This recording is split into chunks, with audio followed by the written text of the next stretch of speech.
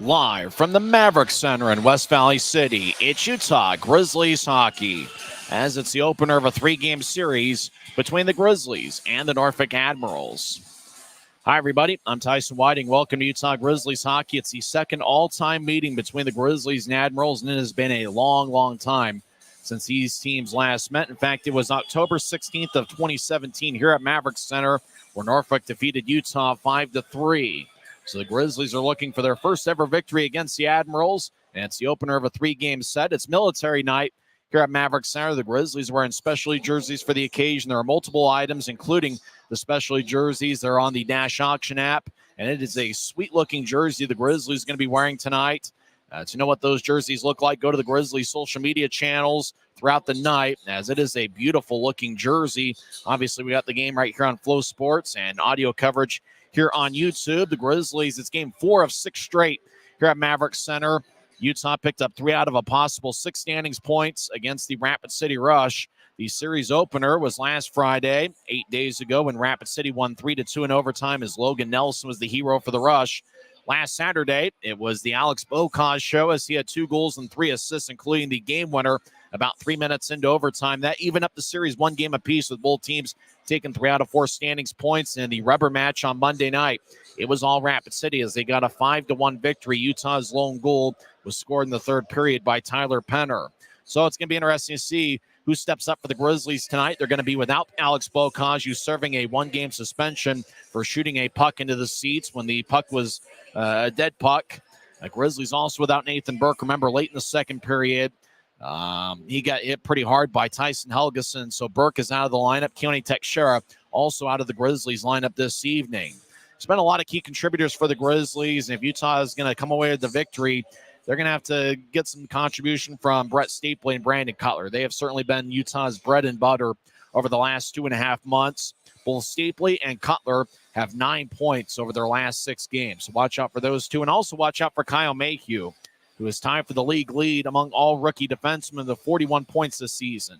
10 goals and 31 assists. Mayhew has a point in 4 of his last 6 games. And also watch out for Dylan Fitz. He has 7 goals in his last 9 games. Well, the Grizzlies are facing a red-hot Norfolk Admirals team. The Admirals are 15-2-1 over their last 18 games. They've played some outstanding hockey. They got quite a few familiar names that we'll get to later on in the show, including head coach Jeff Carr, who was a Grizzlies assistant back in the 2016-2017 season. Carr also has ties to the Ogden Mustangs. Keaton Jamison and Garrett Sargis each make the return trip to Maverik Center, as well as defenseman Brandon Fade, who was with the Grizzlies during the 2020-21 season. So it's a reunion of sorts of quite a few Norfolk Admirals. They are led by Stepan Timofeyev, who's got 37 points this season, 11 goals and 26 assists. The Admirals are a very balanced attack, and it's going to be important to get off to a fast start against the Admirals here this evening and get the series off on a right note. Well, it looks like it's going to be a packed house here at Maverik Center. There's not that many seats available, but if you're in the West Valley area, come on down and enjoy some Grizzlies with hockey with us. If not, we obviously got the video feed here on Flow Sports and audio coverage on YouTube. Your homes for Grizzlies hockey all season long. When we come back, we'll talk about who's been hot for the Grizzlies as of late. There's a new forward that was signed with Utah today. He'll make his professional debut. We'll tell you about him. And we'll also break down the Norfolk Admirals as the Grizzlies are facing them for the first time since October of 2017. Norfolk is second in the North Division, just 5 points behind Adirondack for first place. We'll come back and break down the Admirals and also tell you about the newest Grizzly on the other side. We're in business on a Saturday night, and you're listening to the Grizzlies Hockey Network, presented by Rio Tinto Kennecott. Since 1939, America First has helped people start businesses, buy homes and cars, and achieve their financial goals. Today, our top priority is still the financial success of you and your family, which is why we're giving new members $100 when they sign up for a basic savings and checking account, and another $100 when they upgrade to premium checking and enroll in and use direct deposit. So head to AmericaFirst.com today and join the credit union that always puts its members first. Why is Jerry Seiner the #1 Kia store in the Salt Lake region? Selection. We've got over 350 new Kias to choose from. savings. Shop over 40 new Kia Sportage models and save up to $2,500 off when you buy. Jerry Seiner has been the area's most trusted automotive source for over 40 years.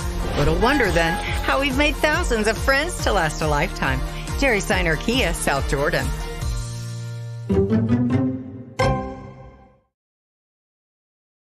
Welcome back to Maverik Center here on Military Night, presented by Mountainland Supply Company. I'm Tyson Whiting. Face off in about 15 minutes from now here on the Grizzlies Hockey Networks. Grizzlies taking on Norfolk for the first time since October of 2017. Well, it's a big homestand for the Grizzlies. They got 3 out of 6 standings points against last place Rapid City last week. And so every standing point is going to be critical. There's 14 games left in the regular season for the Grizz. 9 of them will be here at Maverik Center. Utah has done a pretty good job protecting home ice this year. They've got a record of 17-9-1 here at Maverik Center. And the Grizzlies have really gotten great support from their fans. You talk about just about 7,100 fans per game on average over the last 15 home games. Utah has 54 standings points this year. 35 of them have come at Maverik Center. The Grizzlies are outscoring opponents 88-77 here at home. They are facing a really tough Norfolk Admirals team. We really were playing about 500 hockey through the end of January. January 27th is the turning point for the Admirals season. After all, Norfolk really had struggled quite a bit in the month of January, losing 6 of their first 10 games. Well, January 27th was the turning point. Since then, they are 15-2-1. You want to talk about the Grizzlies being a good home team. Norfolk's actually been outstanding away from the Norfolk scope, where they have a record of 16-7-3-1 on the road, and they've got a plus 12 goal margin on road games this season. It's going to be important for the Grizzlies to get off to a fast start, and it usually is. Utah is 18-3-1 when scoring first. The Admirals are 24-6-1 when scoring first. But if you're talking about teams that have been outstanding in the first period, you got to look to the Norfolk Admirals, who are outscoring opponents 66-48 in the first periods this season. As on the other side, the Grizzlies have struggled a little bit in first periods, and the Grizzlies, as of late, over the last month and a half or so, have played better as the game has progressed. So, and watch out for the Grizzlies in terms of getting off to a quick start. If they're able to do that, I think they can hang with this Norfolk Admirals club. One of the things I've noticed about Norfolk is they lead the league in penalty minutes with 1,117. They average 19.26 penalty minutes per game. Forward Mark Lewinsky leads the league in penalty minutes with 249 this year. In fact, he leads the league in both major penalties with 10, as well as minor penalties with 52. But he's also contributed to the stat sheet for the Admirals. He has 9 goals and 23 points this season. He's got a +8 rating, and he's been hot as of late. He's got 2 goals and 3 assists in his past 4 games. So watch out for Mark Lewinsky. He'll be wearing number 10 for the Admirals. You can talk about Norfolk, who's really been a good team offensively. They're averaging 4.5 goals per game over their last 8 contests. They're led by Stepan Timofeyev, who's got 1 goal and 8 assists in his last 8 games. So he's been more than a point a game for Norfolk over the last half month.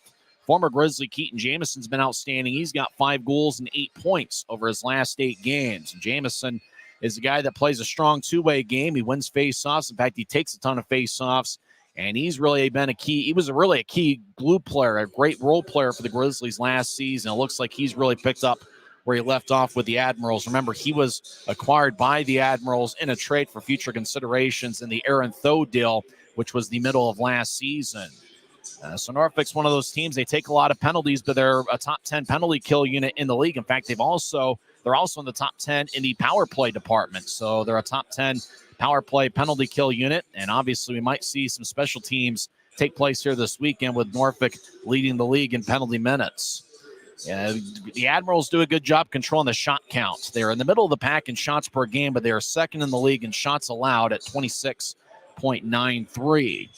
There will be a quiz on all this during the first intermission, but needless to say, it's going to be a tough task for the Grizzlies this weekend against a strong Norfolk Admirals team, but the Grizzlies have played well on home ice, and we'll see what happens here this evening. Goaltending matchup's going to be interesting. Dante Januzzi gets his first start since the end of February. He'll be wearing number 73.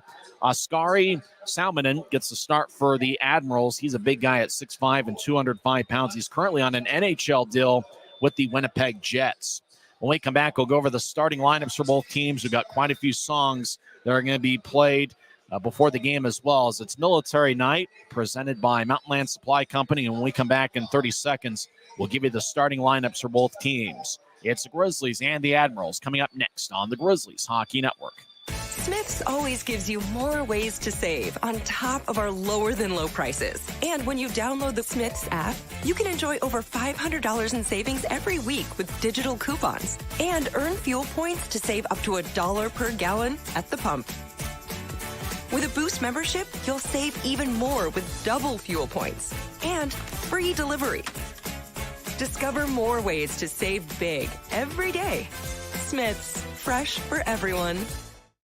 Welcome back to Maverik Center. Grizzlies and Admirals getting underway in about 10 minutes from now.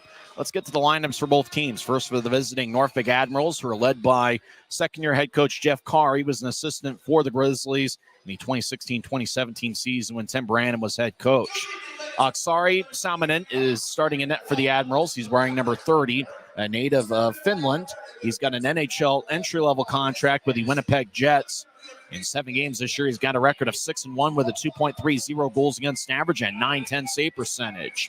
Starting defensive pairing, Carson Musser, number 4, has 6 goals and 14 assists in 46 games. He'll be paired up with Josh McDougall, number 23. He has 3 goals and 15 assists in 50 games and a +9 rating. Starting forwards, Danny Kadek, wearing number 12. He's a big guy at 6'5" and 220 pounds. He's a power forward. 18 goals, 17 assists, 102 penalty minutes, and a +15 rating. Keaton Jamison's in the starting lineup. He is listed at 6'2" and 205 pounds. The former Grizzly has 9 goals and 21 assists in 57 games.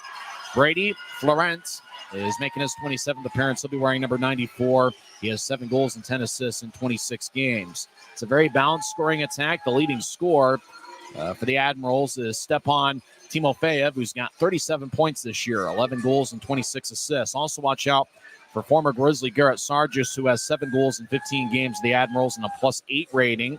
And also keep an eye out for Mark Lewinsky, who's a power forward at 6'1", 194 pounds, 244 penalty minutes this year. Dennis Smirnoff's been a good distributor for the Admirals. He wears number 80, has 11 goals and 20 assists in 41 games. One other former Grizzly, Brandon Fades, in the lineup for the Admirals. He's one of 6 defensemen for Jeff Carr. He has 1 assist in 5 games. He played in 35 games with Utah in the 2020-21 season. Now the starters for the Utah Grizzlies, who are wearing a camouflage-themed specialty jersey with white numbers. It is a very sharp look. Vertical stripes with stars on the front of the jersey about shoulder high. Grizzlies led by third-year head coach Ryan Kanasowicz. The assistant is former Norfolk player Christian Horn. Horn played with the Norfolk Admirals for 3 seasons, and he had 2 hat tricks with the Admirals in the 2017-2018 season. Grizzlies have a record of 26-30-2 this year. They're 17-9-1 here at home. Starting goaltender is Dante Januzzi. It's his first start since late February. He's going to be wearing number 73. He is listed at 6'1", 190 pounds. He's got a record of 11-15 with 1 shutout, a 3.50 goals against average, and .896 save percentage. Starting defensive pairing, Captain Josh Wesley's in there. He has 14 goals and 16 assists in 43 games. He'll be wearing number 20. Kyle Mayhew, I saw his dad before the game. He's in attendance. Mayhew has 41 points in 57 games. So Wesley and Mayhew are the starting defensive pairing. You'll also see Robbie Stucker along with Quinn Wickers, as well as Jacob Semick and Jordan Stone. Keone Teixeira is a scratch tonight, as is the case with Cade Jensen and Michael Underwood. Earlier today, defenseman Cody Corbett was released. Starting forwards, Adam Berg has 9 goals and 11 assists in 45 games. He'll be wearing number 14. Brett Stapley and Brandon Cutler, we talked about those 2 at the top. They've got 9 points in their last 6 games. Forward scratches are Nathan Burke, Alex Bokaj, Cody Caron. Those 3 are the forward scratches. The other forwards we're expected to see tonight include Luke Manning. Manning's going to be wearing number 8. He's making his Grizzlies debut. He signed earlier today, started his college career at the Air Force Academy, and played in 35 games in the 2019-2020 season, scoring 8 goals and 4 assists. He transferred to the University of St. Thomas, where he scored 24 goals and 21 assists in 117 games over the last 4 years. Manning was a marketing major at St. Thomas.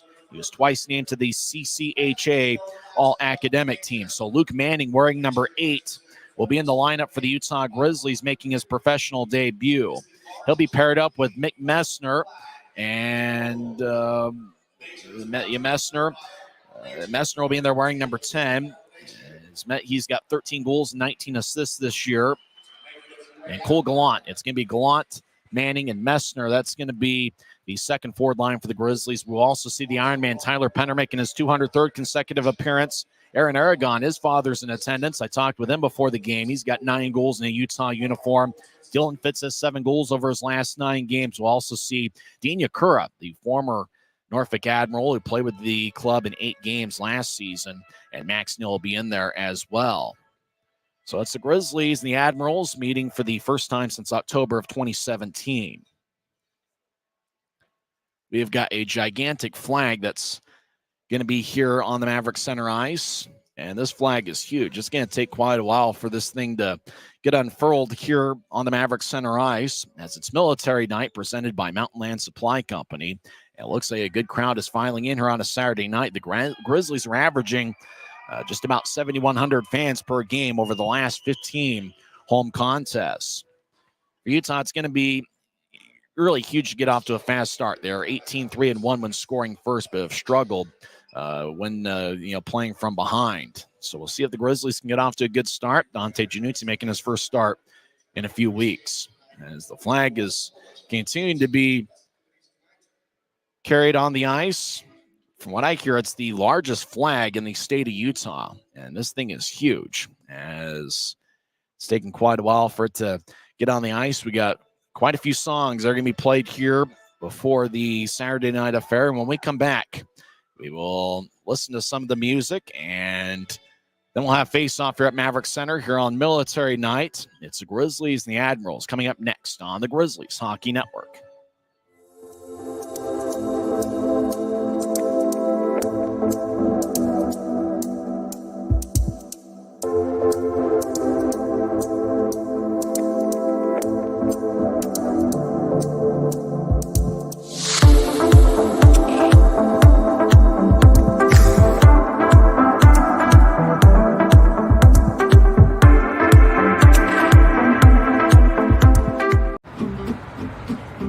Schwab tires. I'm a confident backseat driver, but Mom's a little stressed about spending. Remember, breathe in. Now watch your speed and breathe out.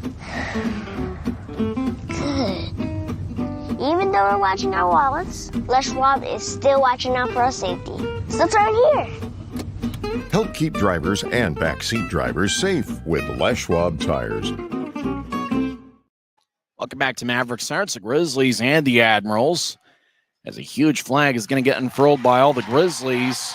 And it looks like the Norfolk Admirals will help out as well here on Military Night. A very special night here at Maverik Center. It seems like Military Night every season draws a large crowd, as Grizzlies take on the Admirals for the first time since October of 2017.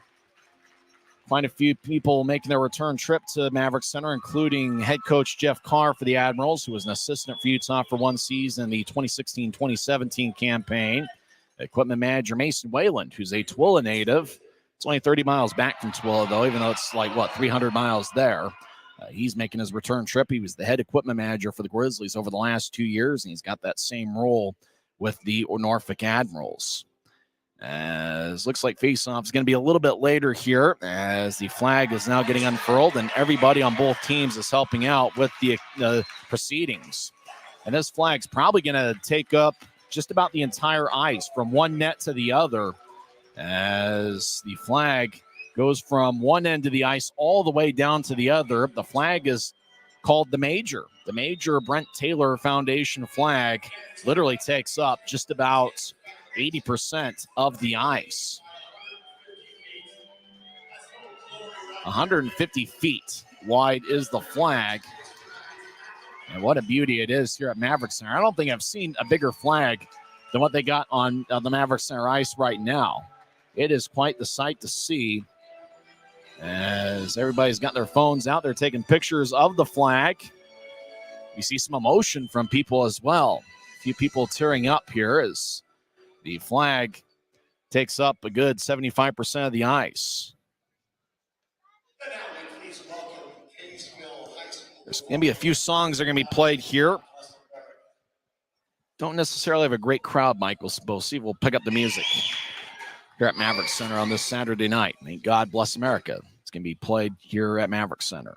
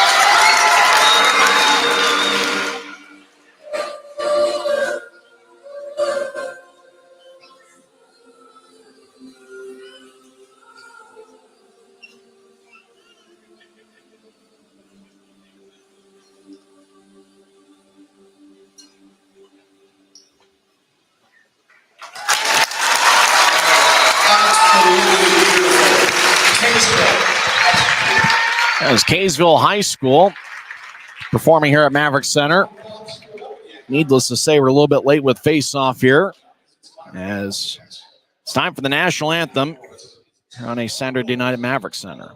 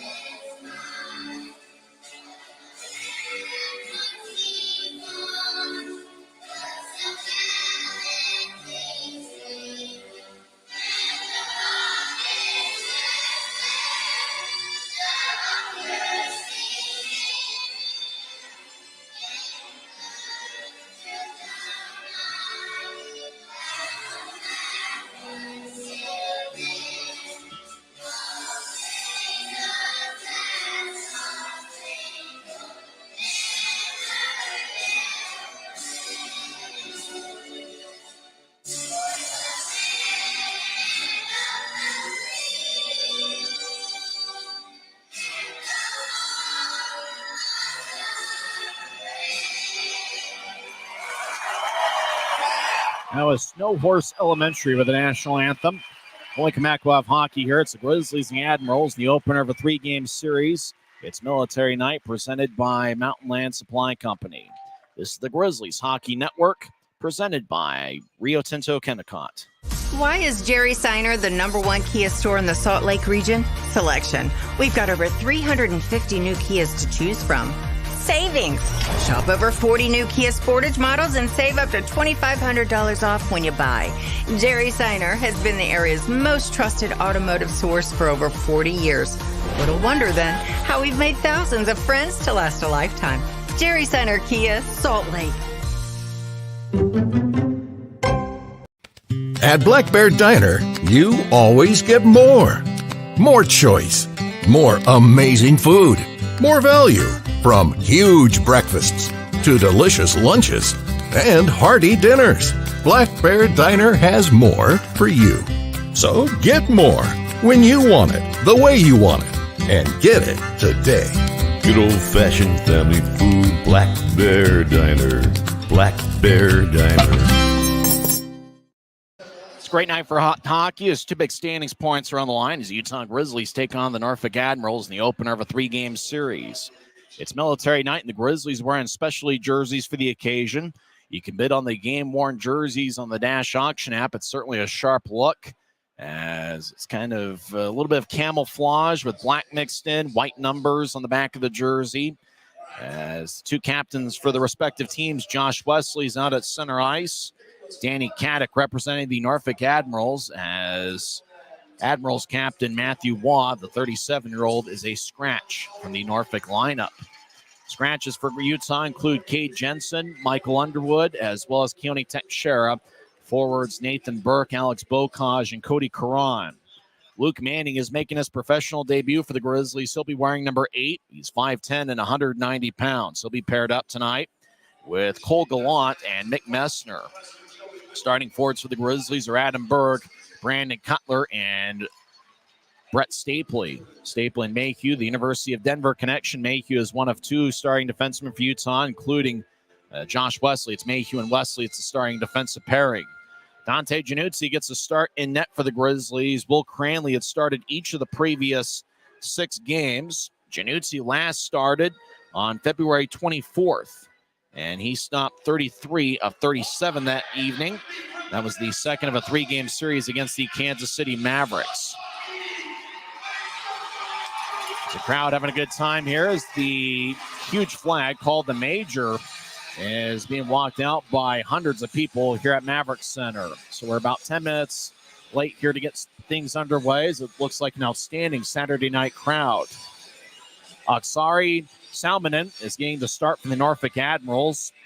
He's got an NHL entry-level contract with the Winnipeg Jets. Starting forwards, former Grizzly Keaton Jamison makes his return trip. He's wearing number 16. Danny Caddick, number 12, is a power forward at 6'5", 220 pounds. He's a scorer, and he also puts up penalty minutes as well. Brady Florent also starting at a forward spot for Norfolk. The defensive pairing is Carson Musser and Josh McDougall. The referee tonight is John Lindner. The linesmen are Andrew Collins and Craig Peterson. Ryan Kanasowicz, the third-year Grizzlies head coach, looks on.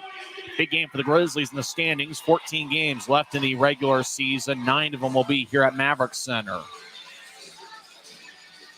Norfolk wearing a white jersey with black numbers and a little bit of yellow mixed in.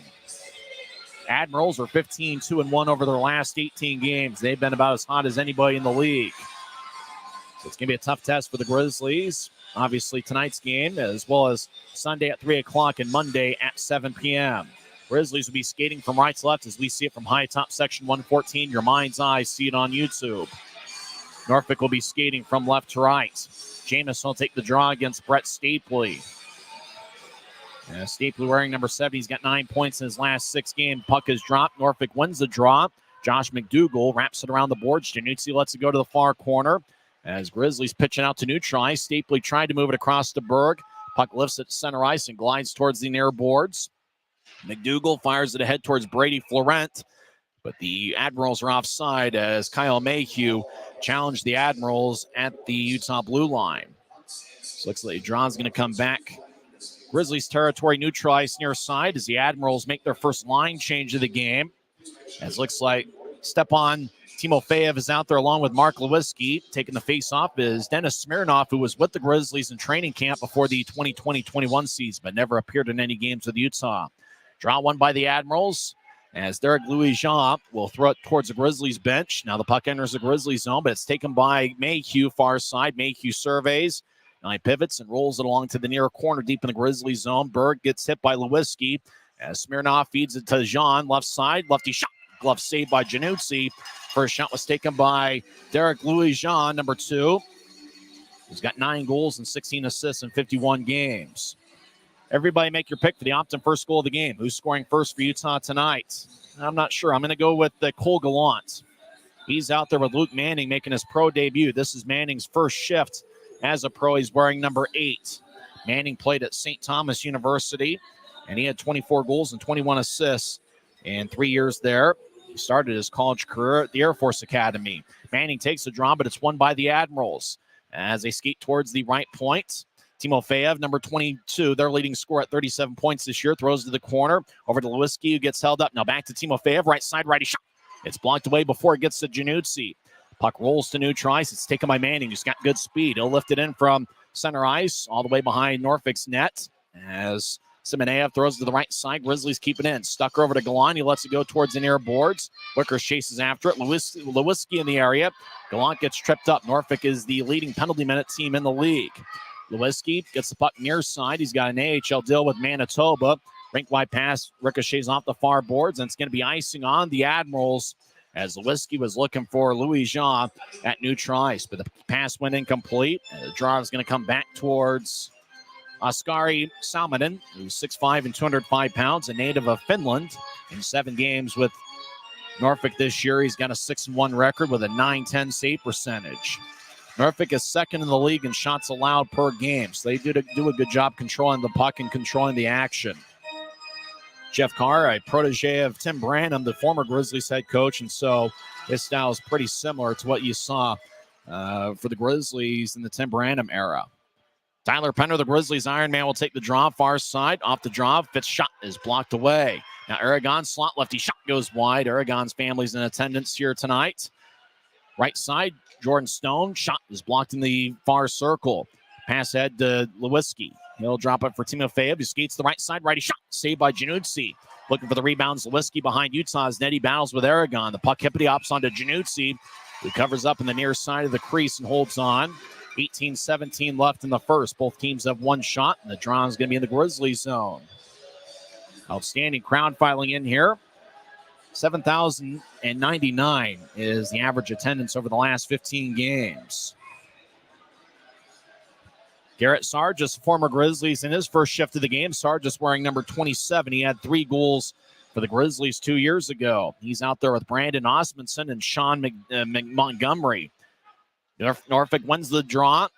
McDougal, right point, shot is blocked. Puck goes to Wesley behind Utah's net. He skates towards the far side to head towards Fitz. It taps off the stick of number 4, Carson Musser. Puck goes out to center ice. Norfolk in control. McDougal back in his own zone. Will lift it out to center ice. It saucers towards the Grizzlies line. Taken by Wesley over to Mayhew. Back to Wesley on the far side. Wesley near the Grizzlies bench. Angles it to his left for Max Neal. Neal wearing number 6 will float it in. Salminen will throw it towards the near corner. Puck goes out to center ice. Diagonal pass to Sargis connects. Sargis skates towards the right side. Lefty shot goes high and wide and out of play. McMessner's stick might have gotten in the way. And the draw is going to be the Grizzlies zone as we get another whistle with 17:39 left in the first.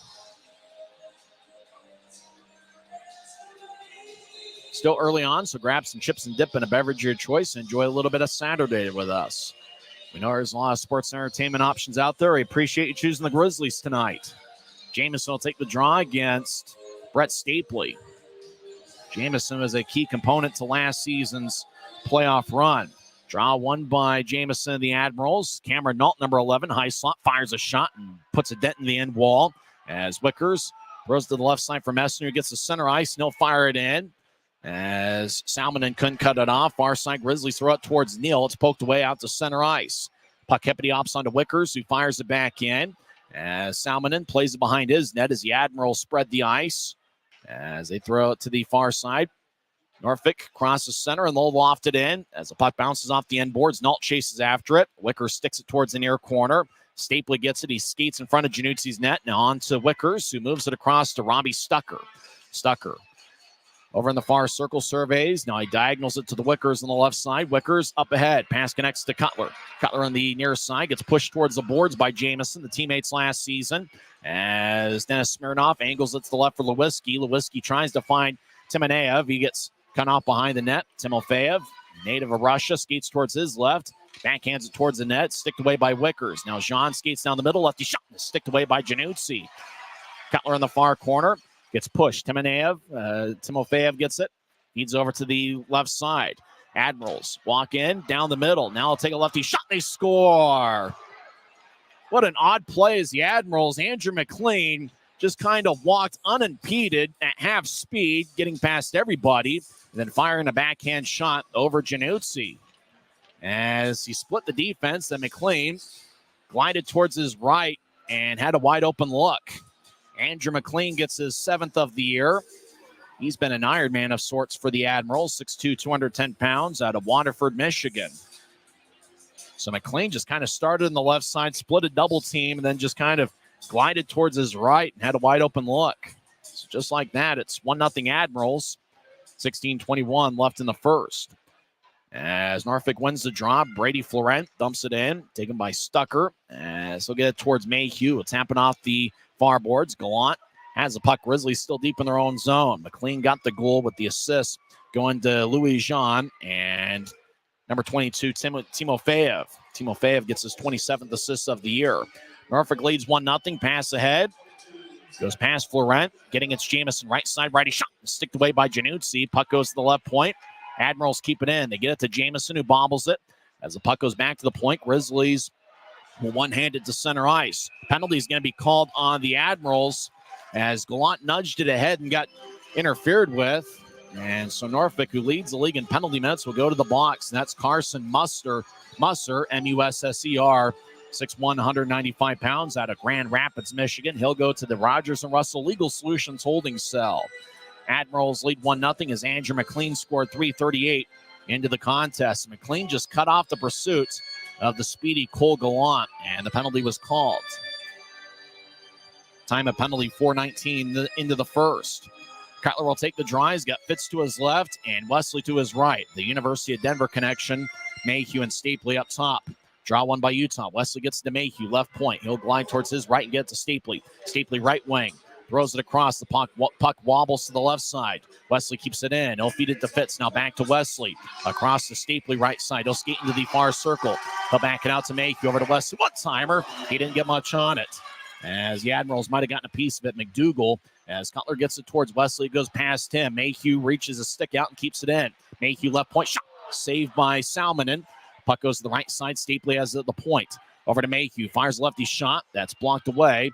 Is blocked by Brandon Osmondson, a native of Virginia, former Admiral season ticket holder. As Cutler on one knee at the point, throws it to Wesley near side. Wesley looks to center. It's picked up by Louis Jean, who's already got an assist tonight. Jean will clear it all the way out. Januzzi plays behind his net. Both teams will reshuffle the deck and get some new personnel in there. As Grizzlies are about halfway through their first power play of the game, as Stucker drops off for Gallant, who drew the penalty. Across to Messner, left wing. He'll step over the offensive line, get it to Luke Manning, who feeds it up top. Left point to Stucker. He'll get to the near circle, take a righty shot that's sticked away by Salmonen. As Gallant races towards the far side, Admirals will get it and clear it out. As the puck saucers all the way towards the far corner, Januzzi has the puck glide towards him, but he'll let Stucker play it behind Utah's net. Stucker skates down the middle. He gets neutralized with ease. Now he'll drop it to the right side for Gallant. He'll cross center ice. Gallant enters the zone. Right side. He'll whip it around the boards. Luke Manning gets cut off by Andrew McLean, the goal scorer. Admirals get it and clear it out. 20 seconds left in Utah's first power play of the game. Januzzi rolls it along the far wing boards. When Wickers gathers it, he crosses the center red line. He diagonals it to the left for Penner. The Ironman has a glance off his skate. Wickers left point will keep it in. He tries to fire towards the net. It's blocked by Jamison. Wickers over towards Penner. Penner wearing an A on his sweater to Aragon behind the net. As Musser's out of the box, Grizzlies 0 for 1 on the penalty kill. Wickers left point. Throws it towards the end boards. Penner who signed with Norfolk before the 2020-21 season, gets to Wickers. Now across to Semick. One-timer, he didn't get much on it. Semick, the Arizona State product. Weston DeWitt, the Norfolk broadcaster and Arizona State product. He's in attendance tonight. Jamison gets the puck down the middle. 2-on-3, crosses center ice. So move it to his left. And Musser dumps it in at the end of a shift. Januzzi lets it go towards the near corner deep in the Grizzlies zone. Utah skating from right to left. They trail 1-0 about 7 minutes in. Semick ahead. Penner gets double-teamed. And looked like two Admirals got spun around as Penner got blasted, but he keeps his feet and he exits the ice. Admirals skating from left to right. They lead 1-0. They're a top 10 power play and penalty kill unit in the league. As the Admirals get to neutral ice, they cross center. Smirnoff, the Penn State product, couldn't handle it. Now it goes to Cutler, left wing. He enters his zone. Cutler centers it towards Berg. Berg swings and misses on a backhand attempt. Berg feeds it up top to Wesley. Right point. Shot is blocked by Smirnoff's stick.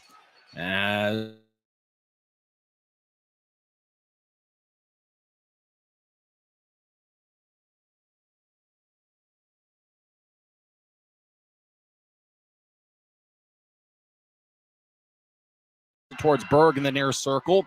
Berg around Norfolk's net with speed. He'll feed it up top to Wickers, right side. Wickers fanned on the pass attempt back towards Berg, but Berg gets it. He'll get to Cutler down the middle. Cutler gets double team, taken off the puck. Left side Mayhew shot, saved by Salmonen.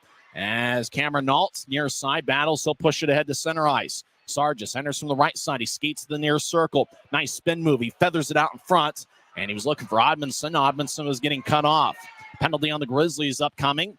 As Grizzlies skate towards the bench. Looked like Berg was hit with a high stick, but the penalty is going to be on Utah. 2 minutes for tripping.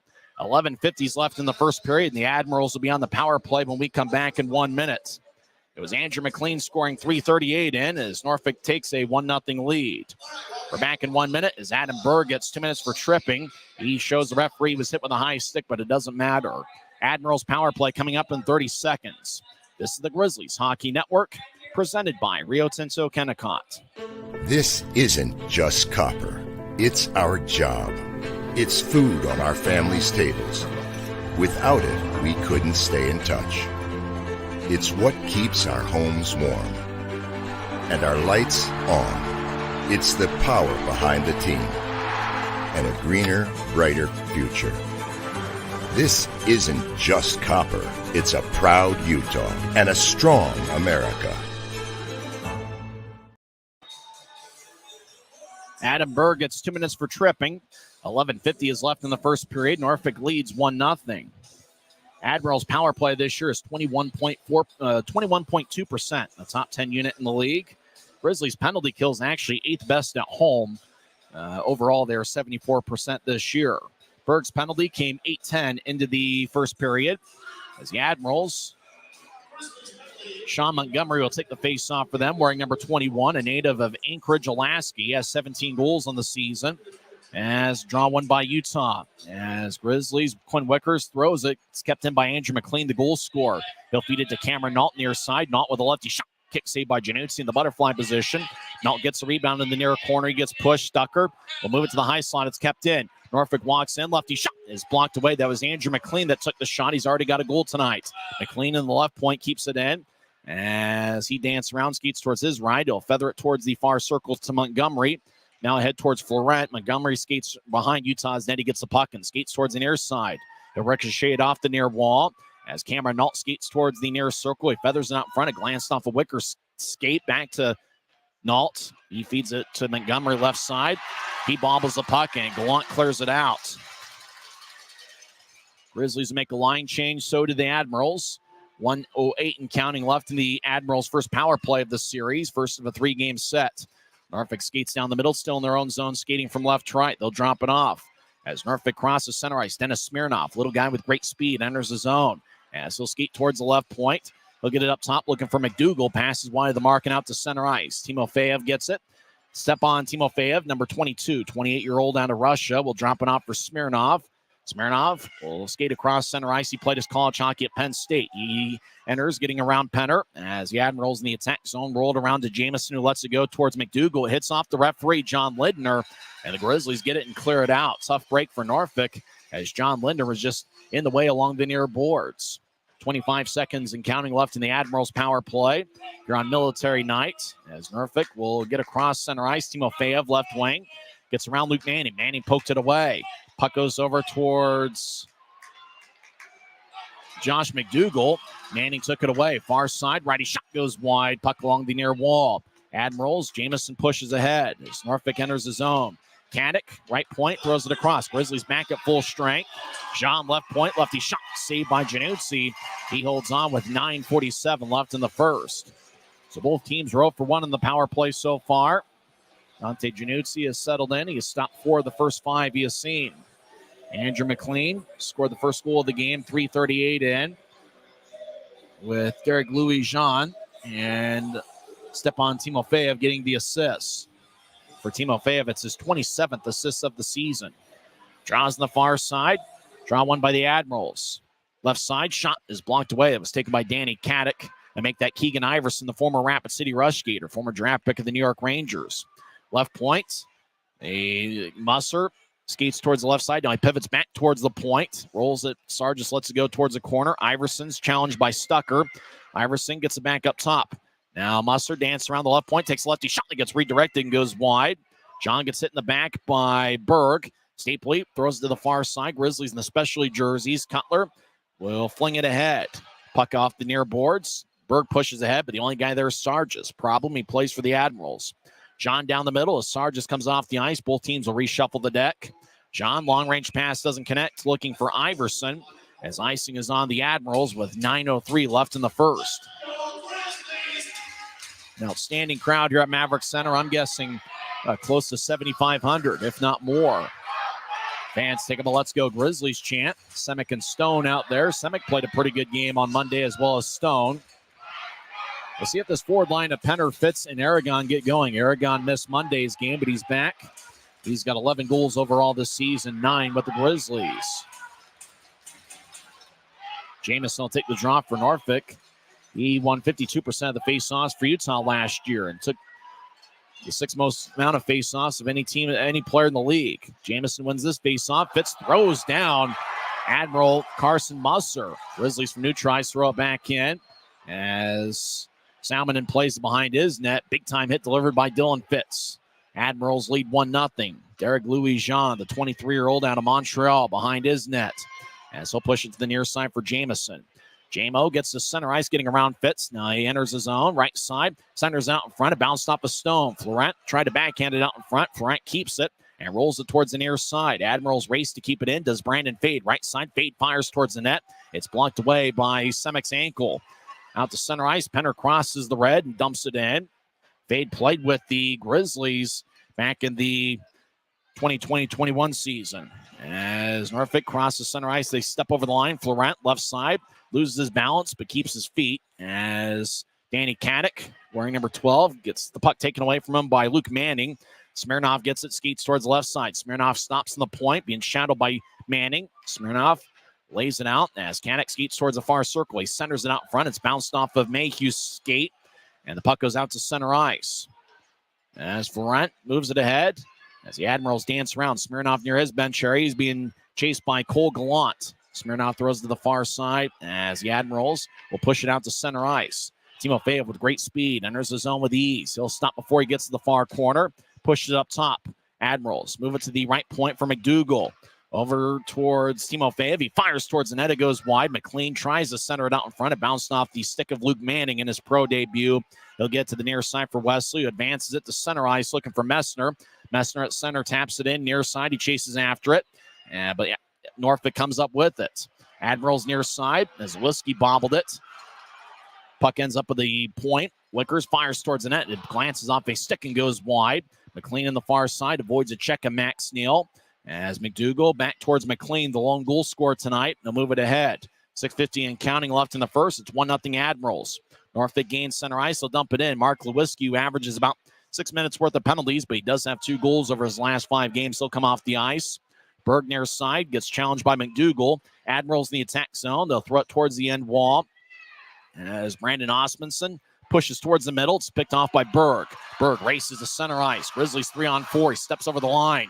Dean Yakura also out there for his first shift of the game. Yakura played in 8 games with Norfolk last year. It's his 31st game with Utah this season. Behind the Admirals net, Grizzlies skate out in front. Shot goes wide, taken by Berg. As the Admirals along the near side get held up with a point by Cutler. Puck squirts towards the Utah line. Wesley chases after it. Norfolk makes a line change with about 6 minutes left in the first. Wesley out to center ice. Stapley bobbles it, but he gathers it back in the Grizzlies zone far circle. Now Stapley pivots and gets a new try. He crosses the center red and chips it towards Wesley. Wesley tried to dump it in and bounced off of one of the linesmen. Utah centers it. Cutler shot. Saved by Salmonen. Puck to the near side. Norfolk lifts it towards Caddick, who pushes towards Zahn, who will wobble it out to center ice. Stapley moves to the right side for Aragon, who steps over the line. Right point, lefty shot, saved by Salmonen. Whistle never blew, so Salmonen moves it ahead. Center ice, Iverson steps over the line, near side, trying to fire towards the net. Instead, rolled it along the boards as Iverson was being shadowed like a hawk by Stucker. Left point, Admirals push it across, nobody home. Aragon will toss it to Penner. Penner chasing after it, but it's picked up by Caddick. Diagonal pass off the far boards is taken by Jamison. Jamison sporting a mustache will shimmy shake and throw it behind his back for Jean. Jean fires a tough angled shot, saved by Januzzi. And Dante holds on with 5:11 left in the first. It's the Admirals 1, Utah nothing. Both teams have one power play so far. Not many shots. Grizzlies have 6 shots and the Admirals have 5. This is Utah Grizzlies hockey presented by Rio Tinto Kennecott.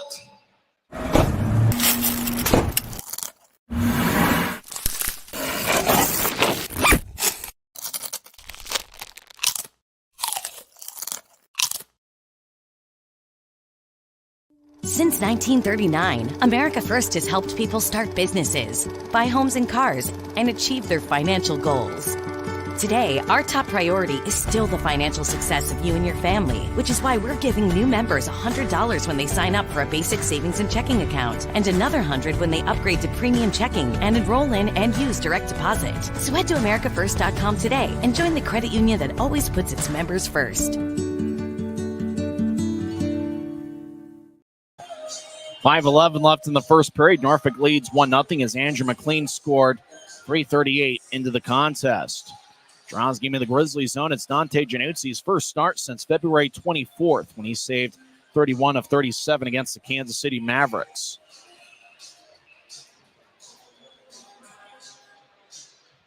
Big crowd here on a Saturday night at Maverik Center. Remember, same 2 teams will meet tomorrow afternoon at 3 p.m. That's a game you can watch for free on Facebook and the ECHL social media channels.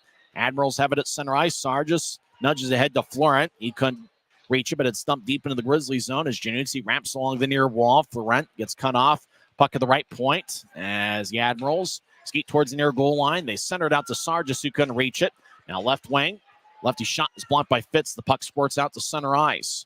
Admirals back at their line will loft it ahead as the puck hippity hops into the Grizzlies zone as Osmundson got hit. He's a former season ticket holder of the Norfolk Admirals. Sargis at center ice will pivot and skate towards his line. Now Sargis will reverse back towards the near side. Sargis, the 34-year-old, as he tries to get around Fitz. Those guys were teammates briefly 2 years ago. As Sargis crosses center ice, he'll tap it off the near boards deep in the Grizzlies zone. Utah skating from right to left here in the period. Wesley ahead. Gallant couldn't reach it. Admirals have it at their blue line. Ahead to Iverson. He couldn't gather it. Messner skates towards the near circle. Lefty shot. Kick saved by Salmonen. Puck to the near side. As Luke Manning in his pro debut gets a good side check by Norfolk. As the Admirals will loft it out to center ice. Jamison chases after it. Wesley gets it at the Utah line. Ahead to Gallant. It tapped off of his skate. As Caddick one-hands it in deep. Caddick, a 6'5", 220-pound forward. He scored 18 goals this season. Utah lifts it out to center. It bounces. Fade literally kicks it ahead like a soccer player. Caddick right wings it over towards Smirnoff, who gets a screen from Caddick. Smirnoff throws it off the far boards. Muster gets hit by Wesley as they battle in the far corner. Muster's a pretty good-sized guy at 6'1", 195. As Fade delivers a hit, left wing shot is blocked in the slot by Mayhew. Berg carries it out of the zone. He crosses center ice with speed. He'll throw it to the left wing for Stapley, but the Grizzlies are whistled for offside. Says linesman Andrew Collins. He's out there with Craig Peterson. That's the 2 linesmen. John Linder is the referee. So draw will be at neutral ice. 3:18 left in the first. Grizzlies going to have to take advantage of their opportunities. Norfolk only allows 26.9 shots per game.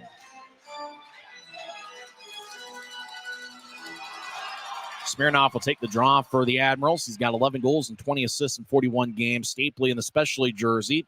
He leads the Grizzlies with 37 assists and 55 points this season. Draw one by the Admirals. They'll push it ahead. Norfolk backhands it in. Does step on Timofeyev. Wearing number 22, he's got outstanding speed, it looks like. First time he's faced the Grizzlies. Up top, Admirals in the attack zone. Throw it towards Timofeyev. He has a glance off his stick. He'll move it to Lewiski behind Utah's net. Lewiski gets pushed by Stucker. Puck goes to the far side. Timofeyev fakes behind his back and skates towards the left point. Timofeyev saucers across to Jean. Now back to the left side. Lefty shot. Saved by Januzzi. A good two-pass combination from Timofeyev over to Zahn in the right point. Then Jean got it across to McLean. Boy, McLean looks like a pretty good offensive player. He's had, not only did he score the goal, but he's had two really good looks after that. McLean had a good look from the far side, but Januzzi was able to make the stop. 2:48 left in the first. Norfolk is on an absolute tear as they're 15-2-1 over their last 18 games. And it seems to be a team effort. Very balanced scoring attack on their part. And they played pretty well on both ends of the ice, both offensively and defensively. Norfolk wins the draw, trying to enter the zone again. Iverson couldn't get it. Semick iced the puck. The arm is raised by both linesmen. 2:35 is left in the first. Admirals lead 1-0 here in the series opener.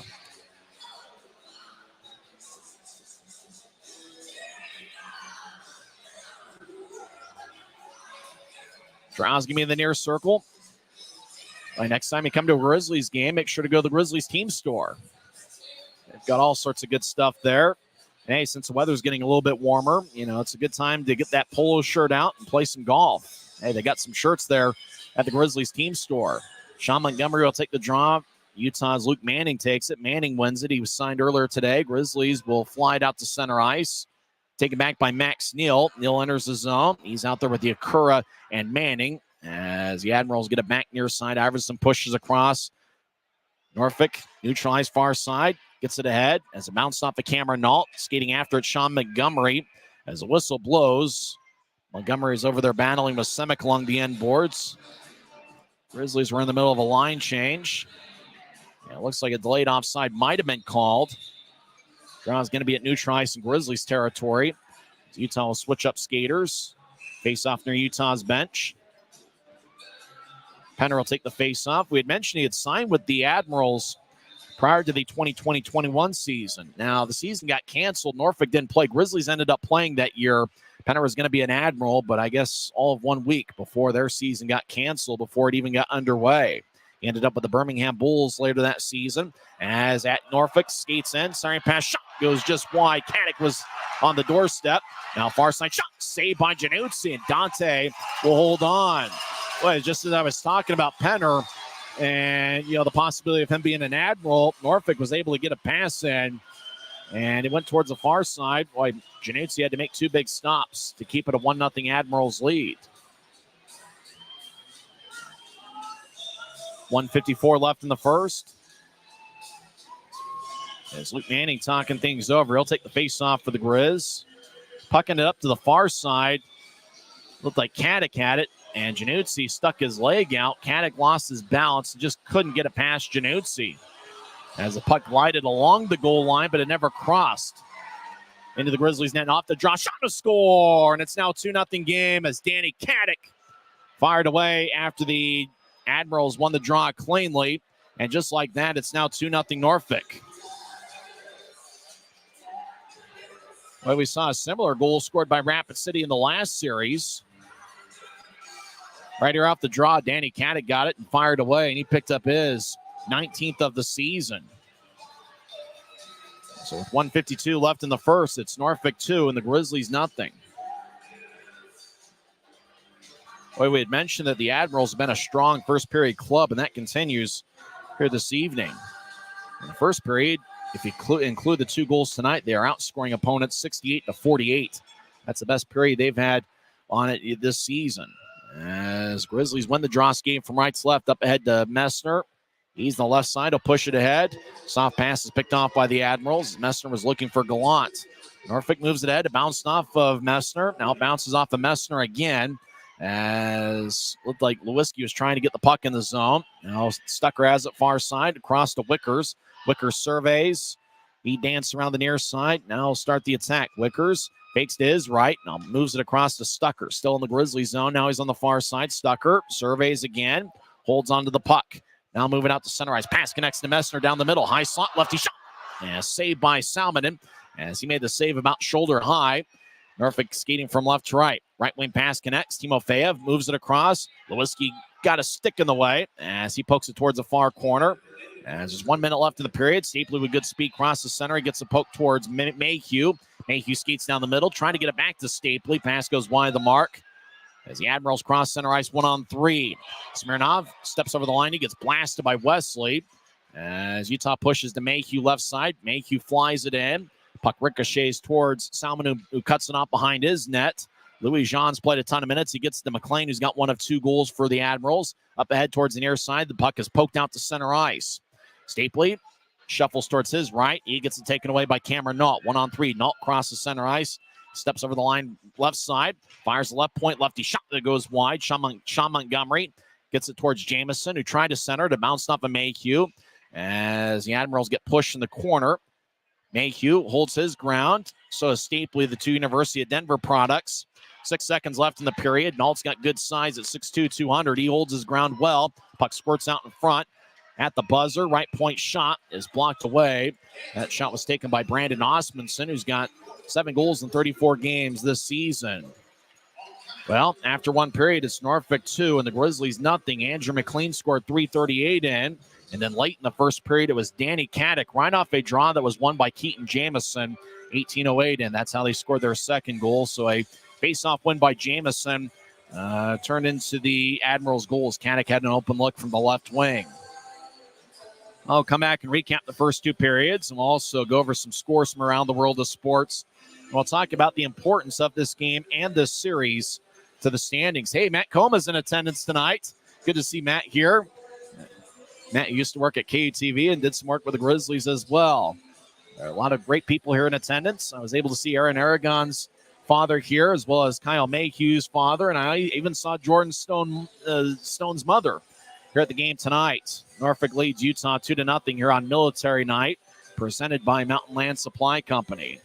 We'll come back and recap the first 20 minutes of play, and we'll also talk about the importance of this game and this series in the division standings for both Utah and Norfolk.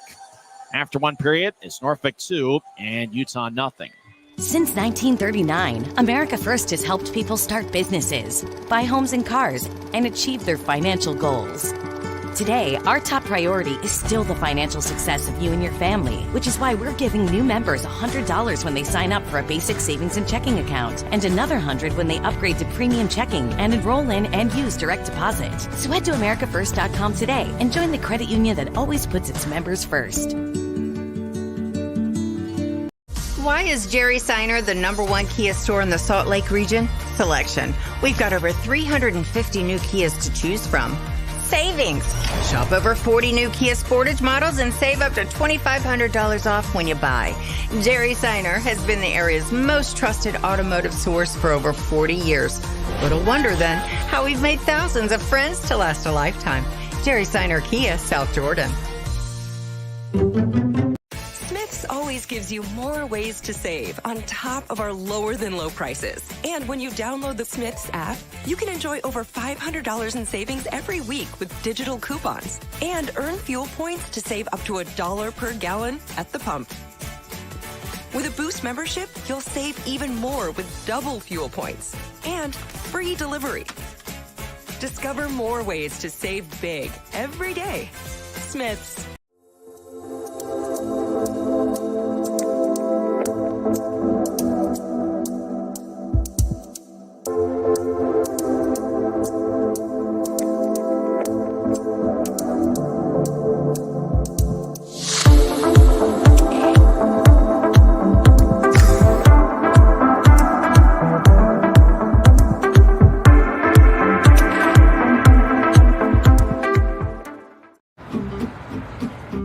Schwab tires. I'm a confident backseat driver, but Mom's a little stressed about spending.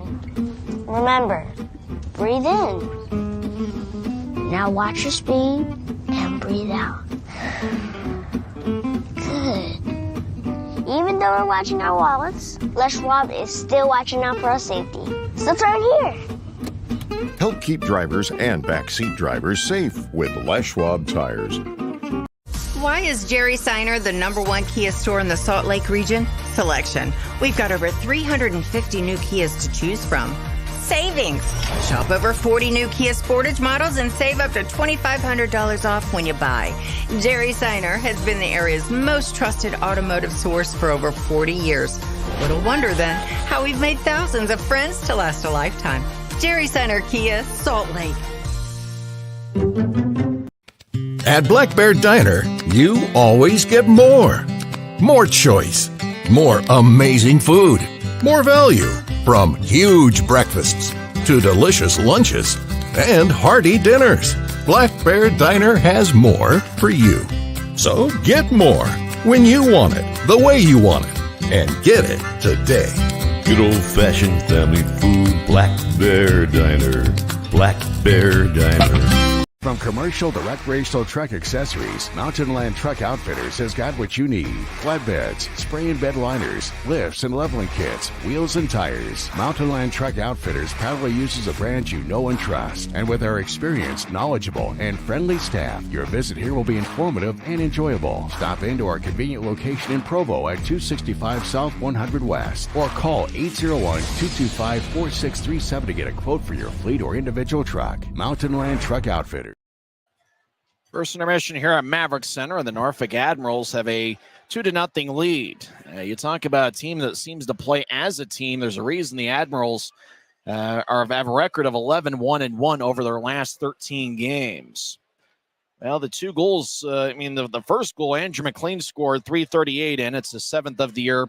Stepan Timofeyev appears to have the only assists on the goal, even though it looked like earlier they had given an assist to Derek Louis-Jean, which would be his 17th of the year. But right now, Timofeyev has the only assist. As McLean had the puck on the left side, just kind of walked towards the far circle, unimpeded, kind of splitting a Grizzlies double team. They shuffled towards his right and really just walked all the way in and eventually got towards Januzzi, fired a backhand shot over Januzzi's shoulder, and that made it a 1-0 game. The second goal by the Admirals came later in the first period, 18:08 in.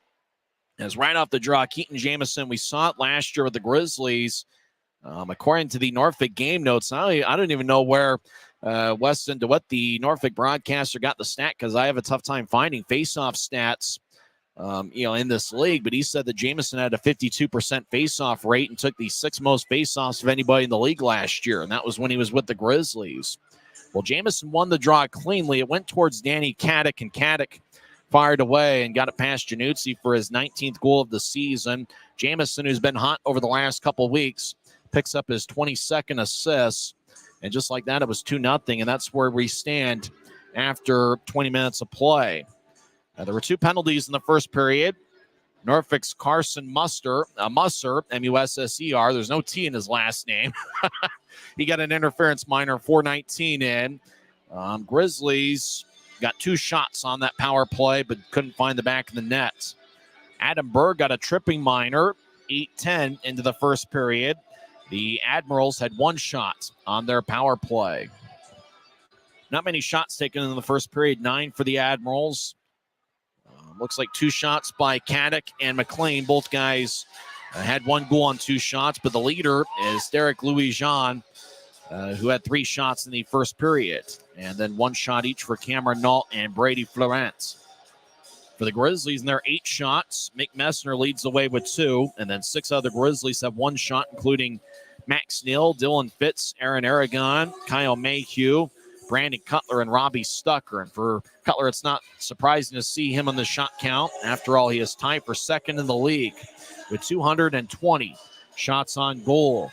Well, if the Grizzlies are going to get something done here in the second period, you almost have a feeling that line combination of Stapley, Cutler, and Berg are going to get the job done. They had a couple good looks in the first period. We've seen the Grizzlies shuffle up the forward lineups a little bit. It's fun to see Luke Manning making his pro debut. It feels like he's going to be a good player. Probably a similar style to what we see from Mick Messner, kind of a similar size. And if he produces the way Mick Messner has, looks like he's going to be a good one. He had 8 goals and 4 assists at the Air Force Academy in the 2019-2020 season. Then he transferred to the University of St. Thomas. Manning this past year at the University of St. Thomas in 37 games had 7 goals and 6 assists. He's 5'10 and 190 pounds, a native of Stillwater, Minnesota. So Luke Manning was wearing number 8 making his pro debut. Most of the time he was paired up with Cole Gallant and Mick Messner, although they shuffled up the forward lines a little bit to the Grizzlies in that first period. Scoring chances, Norfolk had 5 and Utah had 2. Faceoffs, it kind of felt like the Admirals had won the battle of the faceoff circle, but statistically Utah had an 11-7 edge in the first period. Both teams had 5 giveaways, and both teams had 5 hits in the first period. Well, see if the Grizzlies can get something done in the second period. You know, Norfolk has traditionally been an outstanding club in the first periods, and now with the +2 goal margin through one period tonight, they are +20 in the goal margin this season. Grizzlies have been a better club as the game has progressed over the last couple months, and in particular here at home, the Grizzlies have had some great third periods, but they need to stay within striking range against this Norfolk Admirals team in the third period. It's a big Maverik Center crowd, and obviously they're going to get into it anytime the Grizzlies get some momentum.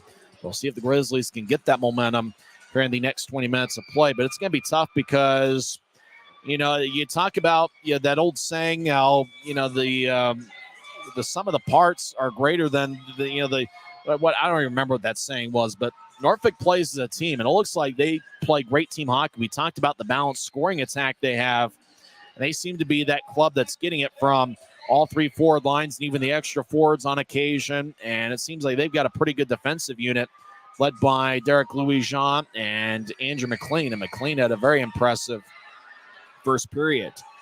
So for the Grizzlies, they're going to have to find a way to get some scoring chances. They only had 2 in the first period. The Admirals are second in the league in shots allowed per game. So we'll see if the Grizzlies can get those scoring chances here in the second period. When we come back, we'll talk about the Mountain Division standings, where the Grizzlies are in relation to the rest of the division. We'll do some scoreboard watching. We'll also talk about the importance of this series to the Norfolk Admirals and their race for first place in the North Division. After one period here at Maverik Center, it's the Admirals 2 and the Grizzlies nothing. We're back in 1 minute on the Grizzlies Hockey Network. This isn't just copper. It's our job. It's food on our family's tables. Without it, we couldn't stay in touch. It's what keeps our homes warm. And our lights on. It's the power behind the team. And a greener, brighter future. This isn't just copper. It's a proud Utah and a strong America. Why is Jerry Seiner the #1 Kia store in the Salt Lake region? Selection. We've got over 350 new Kias to choose from. Savings. Shop over 30 new Kia Seltos models and save up to $2,000 off when you buy. Jerry Seiner has been the area's most trusted automotive source for over 40 years. Little wonder then how we've made thousands of friends to last a lifetime. Jerry Seiner Kia, Salt Lake.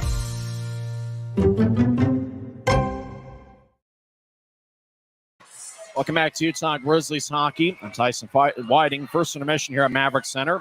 Norfolk leads 2-0 here on Military Night, presented by Mountainland Supply Company. Remember, you can bid on those game-worn jerseys that the Grizzlies are wearing tonight. It's a very sharp look. If you want to know what those jerseys look like, go to the Grizzlies social media channels, as it's pretty tough to describe. There's multiple colors in there. There's a little bit of camouflage with black on the shoulders, some stars in the top of the jersey, and vertical stripes in the bottom half of the jersey with white numbers and kind of dark lettering in the back.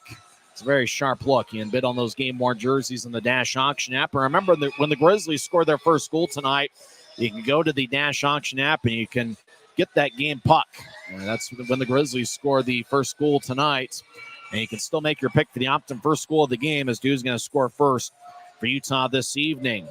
Well, looking at the scoreboard watching portion of the broadcast, the Grizzlies are tied for 4th place in the Mountain Division with the Wichita Thunder.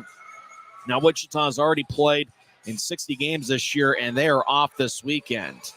Thunder have actually played pretty well. Wichita is 6-3-0-1 over their last 10 games to put themselves back in the playoff race. Utah is 6 points behind Tulsa for 3rd place, and obviously Kansas City and Idaho have run away with the top 2 spots in the Mountain Division. One shocker, though, Kansas City did lose in a shootout to Rapid City. That game played at Cable Dahmer Arena. in Independence, Missouri, as Rapid City came away with a 5-4 victory over Kansas City. So Kansas City last night defeated Rapid City 8-3, and Rapid City returns the favor, winning in a shootout 5-4. Kansas City with the one standing point tonight now has 94 on the season, and that is 11 points better than Idaho, because earlier today Idaho lost 5-4 in a shootout to the Trois-Rivières Lions. So Idaho, who will be home for the majority of the rest of the regular season, they are 23-9-0-1 on the road. In fact, of the last 11 games in the regular season, Idaho will be home for 9 of them. Final score, once again, Trois-Rivières 5, Idaho 4.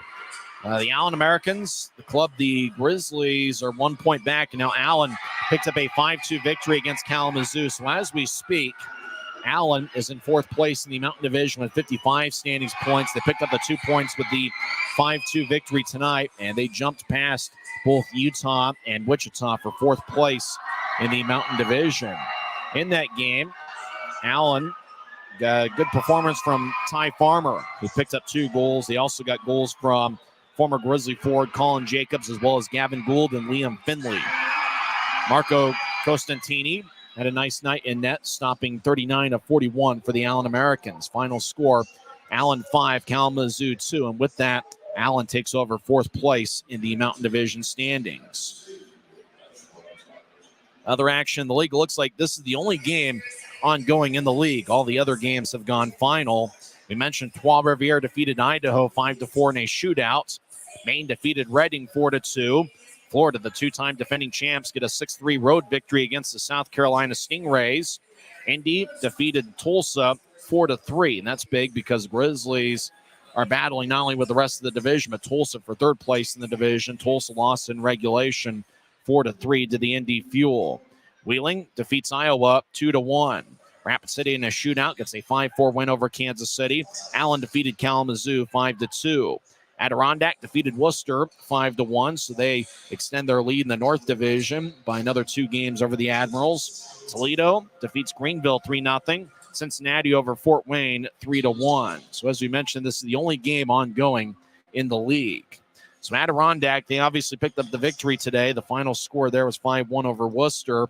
That means the Adirondack, who's had an amazing year, is up to 80 standings points, and that's 7 best. That's 7 more than Norfolk, who's in 2nd place with 73 points. Now, the Admirals have a pretty strong spot there in 2nd place, as Newfoundland only has 62 standings points on the season. And so you're talking about the Admirals, 11 points better than Newfoundland for 2nd place. And really, you talk about, and we mention it every year, there's really no coincidence that the top teams in each division are the clubs that have the best road records. And so you talk about Norfolk, they've got a record of 16-7-3-1 away from the scope. That's a big part as to why they're in 2nd place in the North Division. Adirondack, you talk about them picking up another road victory tonight. They're 19-10-2 on the road this year. And that's really a big reason as to why both the Adirondack and Norfolk are 1-2 in the North Division. It's been their production on the road. For the Grizzlies, they got off to a slow start on the road this season, losing the first 11 games away from Maverik Center. Really a big reason as to why the Grizzlies are still in the postseason race is the fact that they have played pretty well on the road as of late. In fact, when the calendar turned to 2024, the Grizzlies, over the last 20 road games, have a record of 9-10-1. We apologize for throwing so many numbers and stats out there. It's not necessarily something you like to do, but we're just talking hockey, here on a Saturday night, and sometimes numbers, play a big role in it. So for the Grizzlies, they're 1 point behind Allen for 4th place in the Mountain Division. They're still tied with Wichita, who's off this weekend with 54 standings points on the season. When we come back, we'll go over some NHL scores, and we'll also talk about what the Grizzlies need to do here in the 2nd period to climb back into this one. Once again, after 20 minutes of play, it's Norfolk 2 and Utah 0. This is the Rio Tinto Kennecott Intermission Report on the Utah Grizzlies Hockey Network. Maverik's new bean-to-cup machines always deliver a freshly ground cup of coffee on demand, so you can enjoy any of our premium roasts at their best, day or night, hot or iced. Enjoy a fresh cup today. At Black Bear Diner, you always get more. More choice. More amazing food. More value. So get more. And get it today. Black Bear Diner. Why is Jerry Seiner the #1 Kia store in the Salt Lake region? Selection.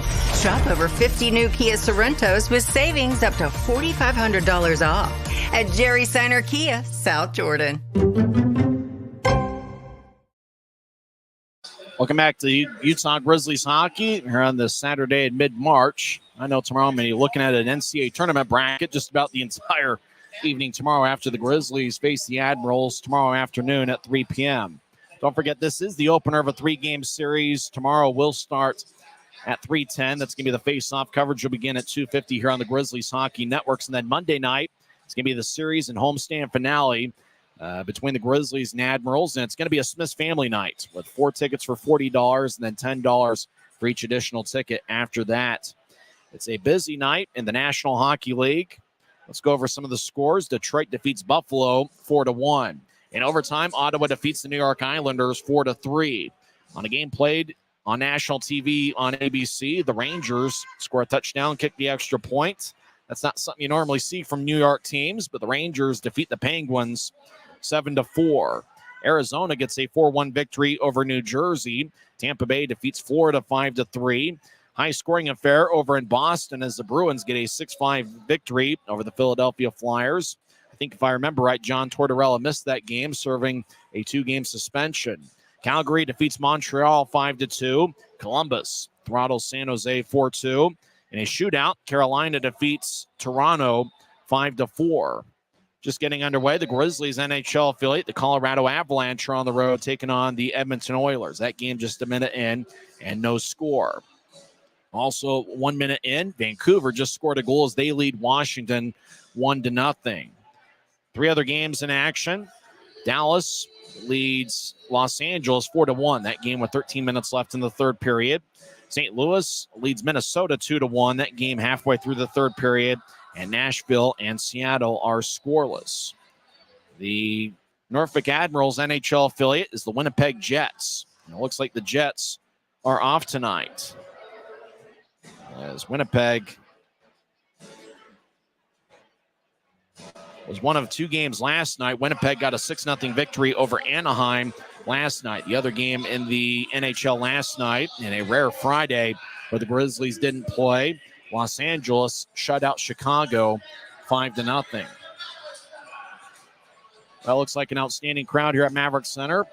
Norfolk leads 2-0. We'll see if the Grizzlies can climb back into this one. I think the big thing is going to be finding those scoring chances. Norfolk had 5 scoring chances of the 9 shots they had in the first period. Grizzlies had 2 scoring chances in the 8 shots. Looks like Norfolk's playing a strong team game, and for the Grizzlies, they just got to find a way to get in there. Norfolk's known as one of the more physical teams in the league, and I think for the Grizzlies, just going to have to find a way to be a little bit more assertive and see if they can get in those dirty, greasy areas, and that's maybe going to be how you're going to beat this Norfolk team, who's got a pretty good goaltender, and Aksari Salminen, who's a big guy at 6'5" and 205 pounds. He's 6-1 for the Admirals this season. Salminen, a native of Finland, just 24 years old, is on an NHL entry-level contract with the Winnipeg Jets. I'll come back and have second period action on the other side. Once again, this has been the Rio Tinto Kennecott Intermission Report as Norfolk leads Utah 2-0 on the Grizzlies Hockey Network. Since 1939, America First has helped people start businesses, buy homes and cars, and achieve their financial goals.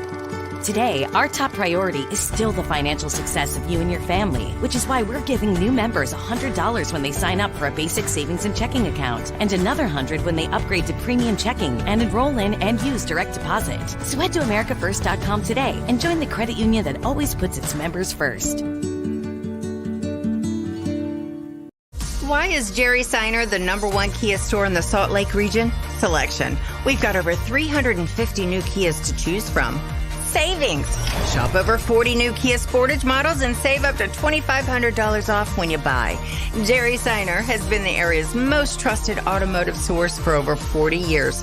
Little wonder then how we've made thousands of friends to last a lifetime. Jerry Seiner Kia, South Jordan.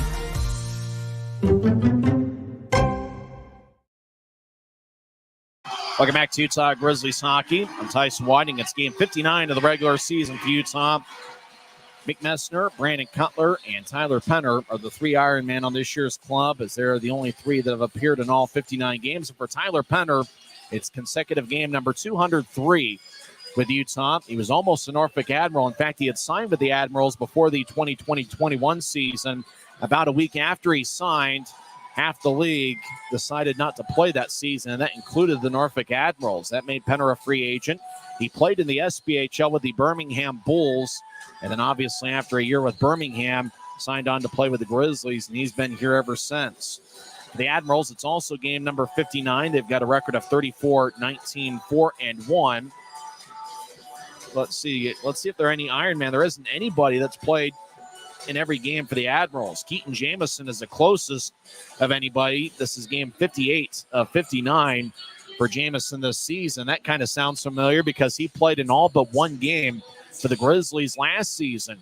For Utah, he played in 71 of the 72 regular season games. He had 15 goals and 22 assists for Utah last year, and he had 1 assist in the first period as he won a faceoff cleanly onto Danny Caddick, who fired away and got it past Dante Januzzi, and that made it a 2-0 game. 18:08 into the first period, and that's where we stand right now. Grizzlies in the second period will be skating from left to right as we see it from high top section 114, where there's hardly an empty seat here in section 114 tonight. Norfolk Admirals in a white jersey with dark numbers, a little bit of yellow mixed in. They'll be skating from right to left.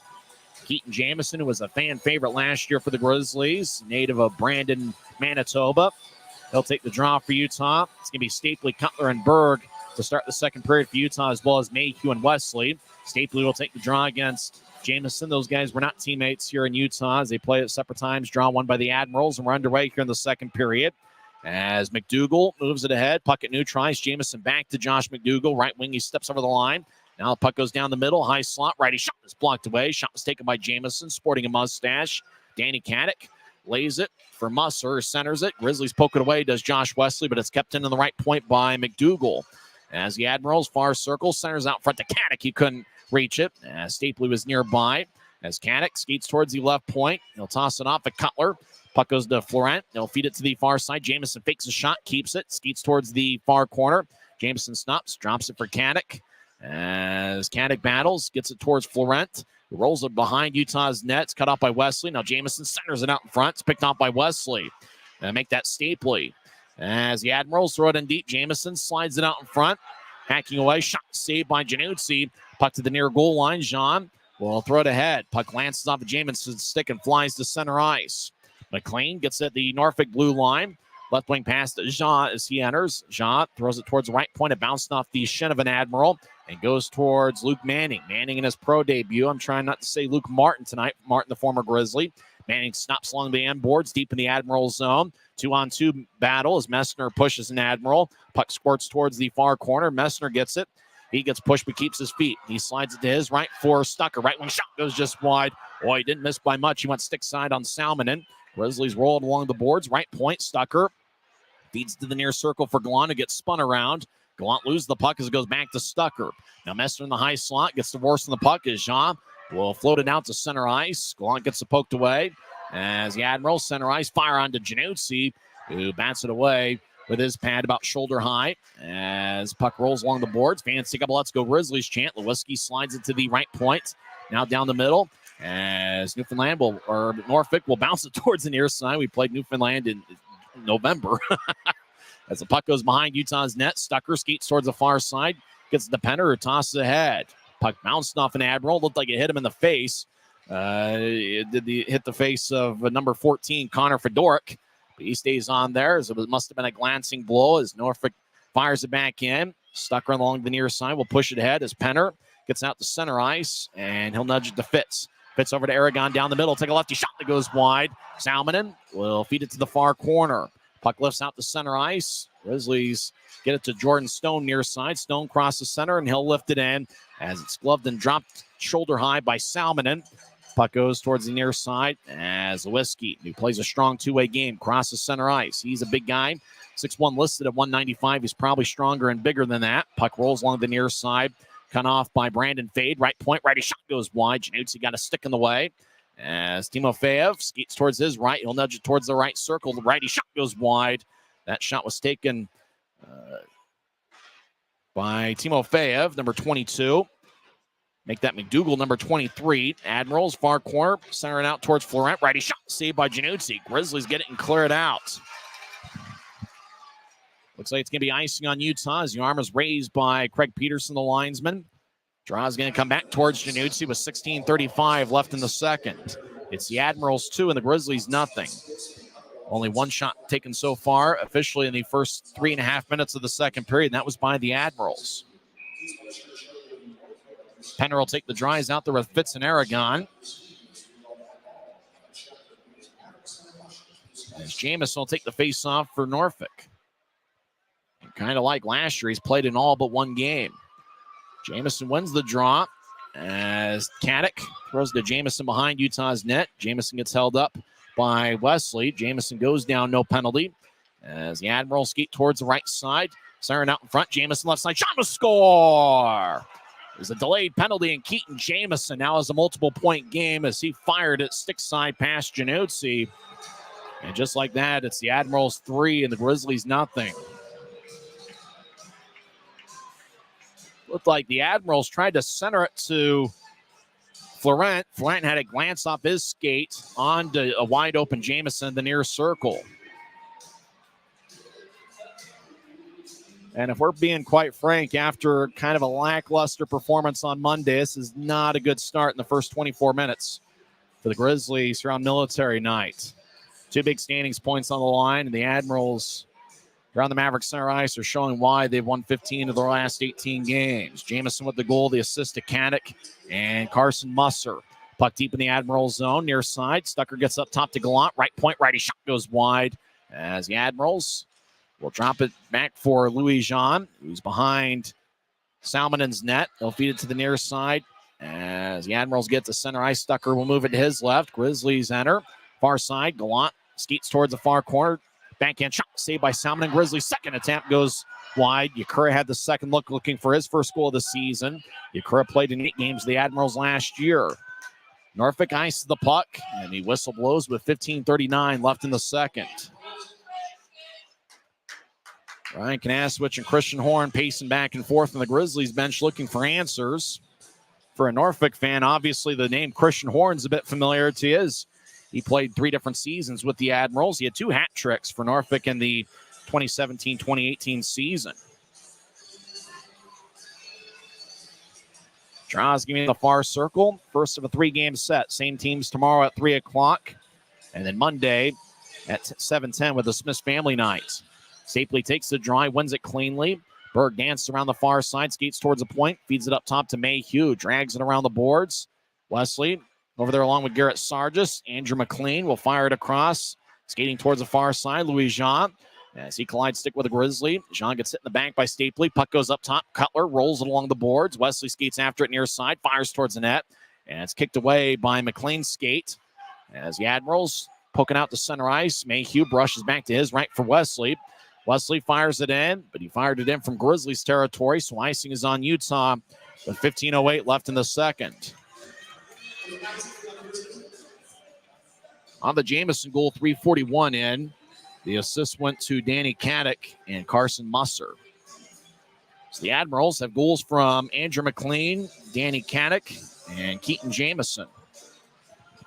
Dennis Smirnoff will take the draw against Stapley. Draw won by the Admirals. They feed it to the right side. Righty shot. Glove saved by Januzzi. And Dante holds on. The Admirals have now outshot the Grizzlies 12-9.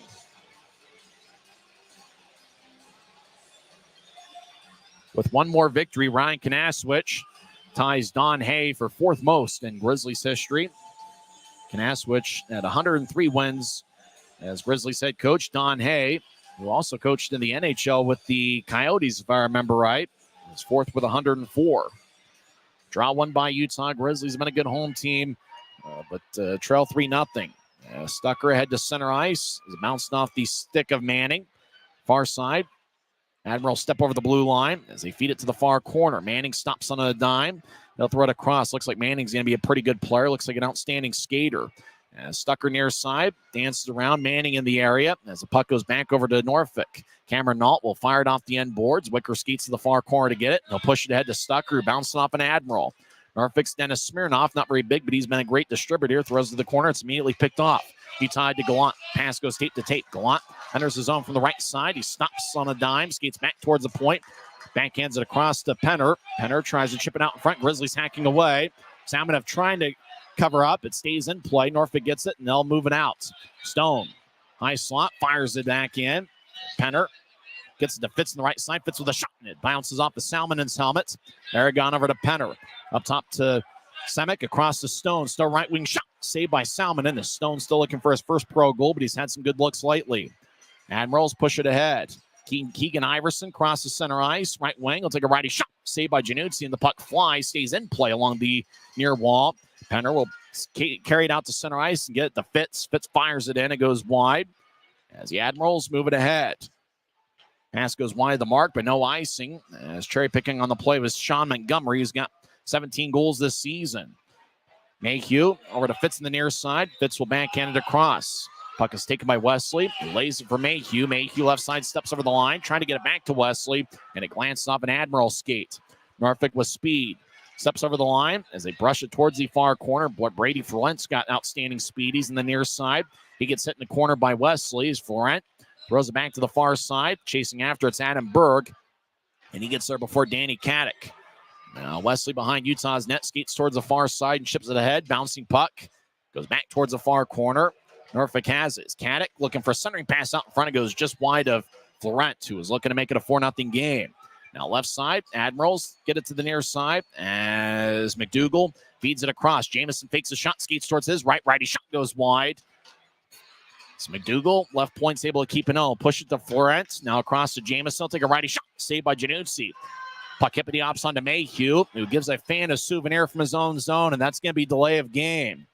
As the puck ended up near the Admirals bench, puck lifted as Mayhew was trying to bounce it off the far glass. Got too much on it. So the Admirals will be on the power play when we come back. 12:34 left in the second period. It's Norfolk 3 and Utah nothing. This is the Grizzlies Hockey Network. Smith's always gives you more ways to save on top of our lower-than-low prices. And when you download the Smith's app, you can enjoy over $500 in savings every week with digital coupons and earn fuel points to save up to $1 per gallon at the pump. With a Boost membership, you'll save even more with double fuel points and free delivery. Discover more ways to save big every day. Smith's. Fresh.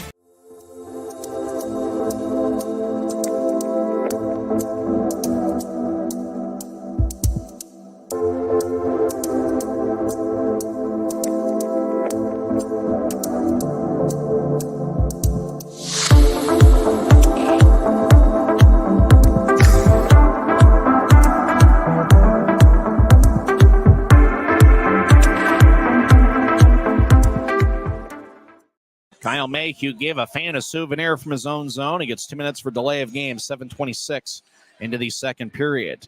Second power play for the Admirals. They had one power play shot, and they're only a 2-minute power play in the first period. Draw one by the Admirals. It's Norfolk 3, Utah nothing. Admirals towards the far side. They're a top 10 power play unit in the league. As they skeet towards the far corner, Smirnov throws it back up top. Now across. As Timofeyev throws it towards the middle. Lefty shot. Saved by Januzzi. Actually got blocked out in front. It hit an Admiral. Well, it looked like it hit an Admiral up high, and it's Danny Caddick as Grizzlies clear it out. As Caddick is on two knees. Now he's back to his feet as the blast from the high slot bounced off of Caddick. Caddick leaped in the air about 2 feet to try to either avoid it or have it bounce off something other than the middle of his body. Caddick's going to stay in there, though. Jamison will take the draw against Mick Messner, who crouches down low. Messner played his college hockey at Wisconsin, and as well as Merrimack. He started at Wisconsin, then transferred to Merrimack. Draw one by, goes to the high slot. Jamison battles. Messner took it away, and Messner clears it out. Salmonen plays behind his net. He's a big goalie at 6'5", 205. Admiral skeet towards the near corner after it. Timofeyev, who's got outstanding speed. He gets a neutralize. He flies across center, left wing. Steps over the line, splits the Grizzlies double team, but loses the puck. Aragon will backhand it off of Caddick. Now taking its Penner, and he'll saucer it all the way towards the Grizzlies bench. Smirnoff gets it. He's not very big, but he's got outstanding speed. Smirnoff will drop it as the Admirals. Connor Fedoruk will skate across center ice. He'll left wing it out towards Florent. Florent throws it to the middle. Grizzlies poke it away. Tyler Penner skates down the middle. He's got the puck. He's chased by three guys. Take a righty shot that goes wide. Well, he was chased by three guys. Didn't have much time to get a shot off, but he got one. Now Penner down the middle. Gets double teamed. Gets cut off by Smirnoff. Righty shot. Saved by Salmonen, as Penner had a pretty good look. He had two shots there, missed the net on the first time, and Salmonen made a kick save on the other. 35 seconds left in the Admirals power play, their second of the game. As Cameron Nault skates in from the far side, he'll drop it off. As the Admirals skate towards the far corner. As Andrew McLean, who's got one goal tonight, will skate towards his right. He'll fake it to Florent. McLean throws it out in front, a lot of bodies. The puck flips in the air. It's gloved and dropped by Luke Manning. Manning will carry it out, left far side into the zone. Manning, far side, lefty shot. Saved by Salmonen. Now Manning around the net. Gets cut off on a second attempt by McLean. Yakura, right side, righty shot. Saved by Salmonen. Manning skates in and couldn't quite get it as he got cut off by McLean. 1 second left in the penalty as Salmonen covers up. 10:35 left in the second. So the Grizzlies going to get an offensive zone draw. Boy, Tyler Penner pretty aggressive there on the penalty kill. And New Trice was able to get a couple of looks, including a breakaway, but just missed the net. As Norfolk still leads 3-0. Grizzlies are up to 16 shots as they've taken a barrage here against Salmonen as of late. 8 shots in the first period and now 8 in the second for the Grizzlies. 10:35 left in the second period. It's Norfolk 3, Utah 0. Draw one by the Grizz. Right side, Wesley, righty shot. Saved by Salmonen. Rebound goes to Keegan Iverson. He'll move it across to Sargis left side. Sargis wraps it around the boards. Iverson chases after it. Sargis has a glance off his stick. Slot lefty shot goes wide. That was taken by Brandon Osmundson, who's 5'10", 180 pounds. Osmundson feeds it to the near corner. Wesley lifts it out to center ice. The puck spirals towards Stapley. Cutler steps over the blue line, trying to get to Berg. It's taken away by Sargis, who fires it off the near boards. As Mustard one-hands it ahead. Iverson lifts it in. Januzzi feeds it to the near side for Wesley, who skates around Januzzi's net towards the far side. Josh Wesley saucers it ahead. Puck hippity ups on a Cutler, who drops it for Stapley. Stapley dumps it in. Salmonen plays behind his net, drops it for Louis Jean. Grizzlies reshuffle the deck, pass ahead to Sargis. He gathers it left point. He'll feed it across, wide open. On Norfolk, trying to center it out towards the left side, and it's botched away.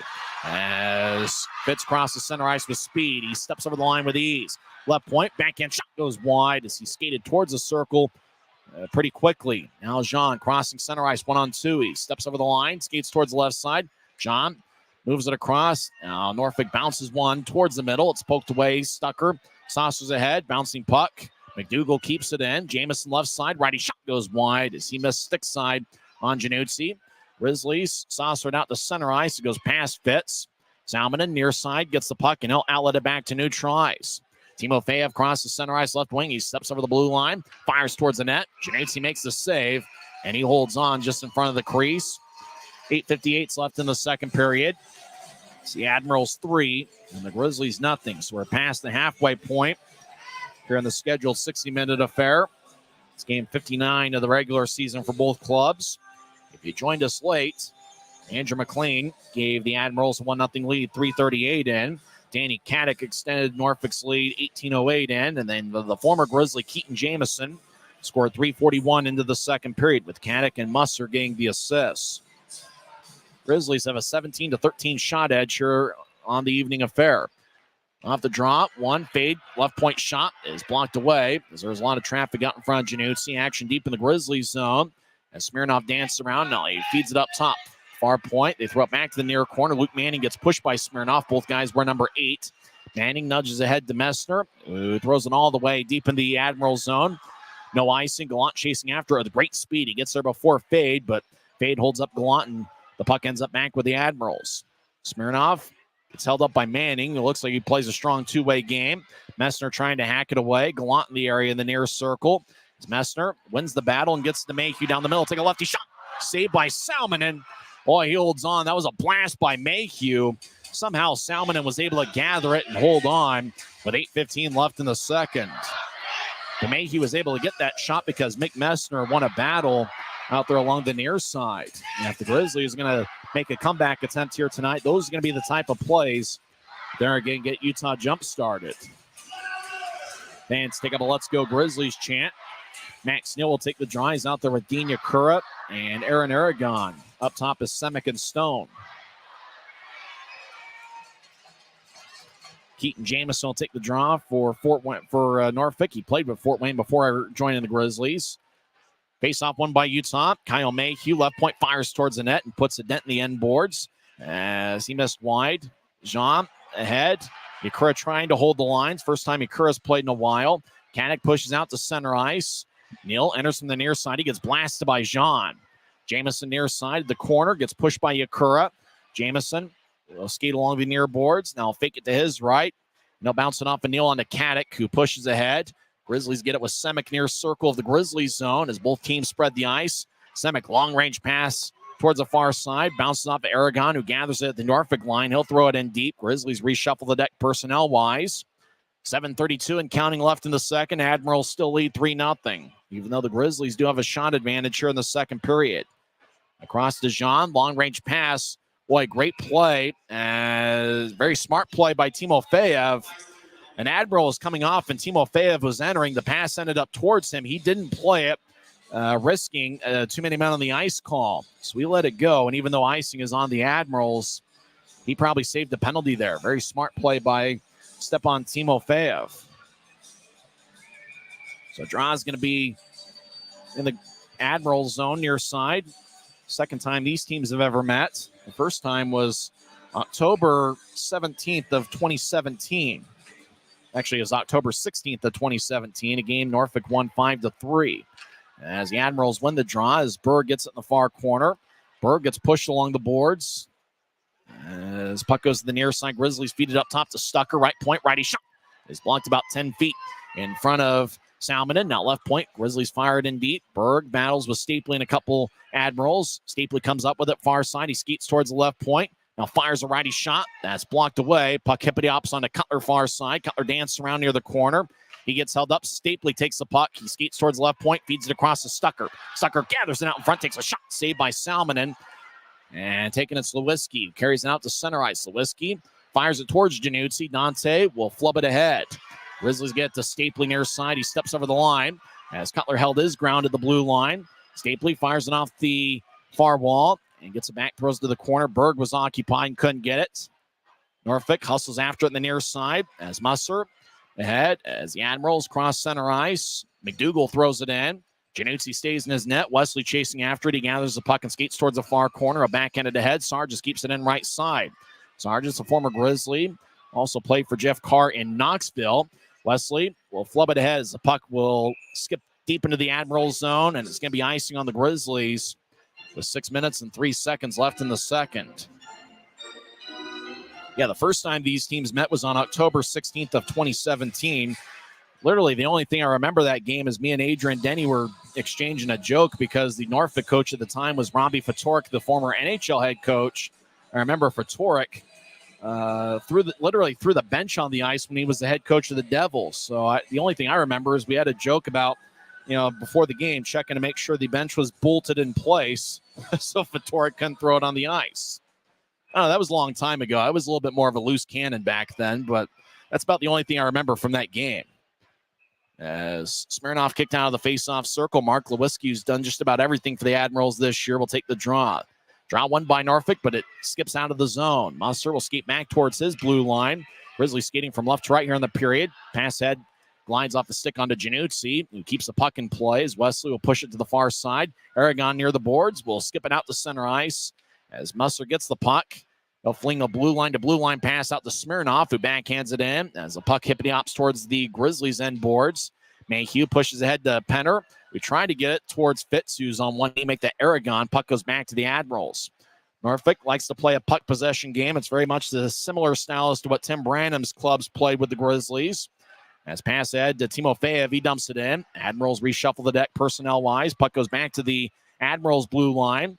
Fitz trying to nudge it across Aragon. Pass goes wide of the mark. So Norfolk really has possessed the puck quite a bit here as of tonight. Norfolk gets to Iverson. Near side Iverson will fling it into the far corner off the Avalanche logo. As the puck goes to Utah's Mayhew. Gets it ahead towards his right for Neal. Neal chases after it and gets it new try. Steps over the line, make that Manning. Manning along the end boards. He's got good speed. Gallant in the area. Puck goes up top. Stucker keeps it in near point. He'll take a righty shot. Saved by Salmonen. Kind of bobbled around his stomach area, but he's able to cover up. Norfolk wanted offside in the play, but Stucker was able to keep it in. 4:49 left in the second period. It's the Admirals 3 and the Grizzlies nothing. The Coca-Cola can race is coming up on the other side. We'll tell you who wins. It's the Grizzlies Hockey Network. Why is Jerry Seiner the #1 Kia store in the Salt Lake region? Selection. We've got over 350 new Kias to choose from. Savings. Shop over 40 new Kia Sportage models and save up to $2,500 off when you buy. Jerry Seiner has been the area's most trusted automotive source for over 40 years. Little wonder then how we've made thousands of friends to last a lifetime. Jerry Seiner Kia, Salt Lake. At Black Bear Diner, you always get more. More choice. More amazing food. More value. From huge breakfasts to delicious lunches and hearty dinners, Black Bear Diner has more for you. So get more when you want it, the way you want it, and get it today. Good old-fashioned family food, Black Bear Diner. Black Bear Diner. Welcome back to Utah Grizzlies Hockey, hanging out in the audio broadcast here on YouTube and Flow Sports, the exclusive streaming provider of the league. So this is essentially our radio broadcast with kind of a little bit of an odd setup. If you're scoring at home, Sprite won the Coca-Cola can race, and so all 4 cans, Diet Coke, Coca-Cola, Sprite, and Fanta, each have one victory in the tradition that's lasted all of 8 days, the Coca-Cola can race. It's the 4th game of the Coca-Cola can race, and all 4 cans have exactly one win. Mick Messner will take the draw. He's got Luke Manning in his pro debut on the left and Gallant on the right. Draw won by the Admirals. Grizzlies skating from left to right here in the period as Norfolk will lift it high into the air and it bounces off the video board at center ice. And some pieces of confetti come floating towards the ice as the puck ricocheted off the video board and you see a handful of pieces of confetti falling onto the Maverik Center ice. That had to have been from the concert last night that Journey performed in. Journey with Toto. Some outstanding songs there as the officials are picking up pieces of confetti. Who knows? Maybe those from a Salt Lake City Stars game. Who knows where the confetti came from, but it looks like the linesman has successfully picked them up on the ice. Looks like there's some more pieces laying near center ice as the Admirals fired it off the video board here at center ice. Draw's going to be in the Norfolk zone. Far side. When the puck ends up hitting off the video board, it ends up back in the offensive zone of the team that didn't throw it off the video board. As Grizzlies win the draw, Wickers throws it in deep. Manning gets occupied behind the Admirals net. Wickers skates in deep as Messner gets blasted by Jean. Puck goes back to Manning, who skates towards the far side. He gets hit along the wall, but he's strong with the puck. Trying to get to Messner. The puck wobbles towards Messner. He's in the near side. Messner feeds it up top. Wickers, high slot, lefty shot. Gets redirected. Score! Gallant was in the area. The puck ricocheted off the near post and into the back of the net. It looks like Cole Gallant redirected it as he skates to the bench first. So the Grizzlies get on the board as Wickers fired towards the net. And they got redirected by Cole Gallant. And with that, Gallant joins the double-digit goal-scoring club as he now has 10 on the season. And the Maverik Center crowd's fired up, and they hope it's the start of a big comeback. As Gallant redirected the Wickers shot. Wickers going to get one of the assists. We'll see who ends up getting that other assist. Draws at center ice, won by the Admirals. Norfolk steps over the line. They try to move it ahead. It bounced off a Mayhew skate. At center ice, Musser will get it ahead. Caddick dumps it in. As Gallant does get credited with the goal. Wickers and Messner with the assist. Pass ahead looking for Cutler. He's occupied by Musser. Now at center ice, Musser gets pushed in the back by Stapley. Stapley gets the puck. He gets hit by Caddick. Norfolk skates into their zone. They try to move it ahead. It bounced off the Stapleys. The puck wobbles towards Semanayev. Now Berg feathers it out in front to Cutler. Shot saved by Salmonen. as the Admirals will carry it out to neutralize. Ahead to Caddick down the middle. He'll glide towards his right. He moves it ahead. The puck is gloved and dropped by Mayhew. Mayhew crossing center ice. He'll step over the line right side, skate towards the corner. Mayhew stops in the corner, feeds it up top to Wesley, high slot. Wesley backhands it towards the net, and it's poked away as it got redirected by Penner. As Cutler keeps the puck in as the Admirals are trying to carry it out. Right side, Aragon centers it. It bounced off a Musser. Now Aragon feeds it up top. Mayhew is exiting the ice. Puck is played at neutral ice. Wesley fires it back in. Salmonen will throw it to the far corner as the Admirals skip it out to center ice. Pass goes tape to tape to Timofeyev. Timofeyev steps over the line. Will skate around Utah's net towards the far side. He's got outstanding speed. He stops in the far corner, reverses field back to the near side. Timofeyev stops in the near corner. He'll skate back towards the far side. He feathers it out in front. It's picked up by Penner. And he'll get to the far side. Grizzlies lifted out to center ice. It's gloved and dropped by Stone. Stone will right-hand it in as it ricochets off the end boards. Admirals roll it along the near side. Timofeyev gets it. He'll skate towards his right, move it to the right side for Fade. Brandon Fade will fire it in to the left corner. And Smirnov gets spun around. Grizzlies get it ahead.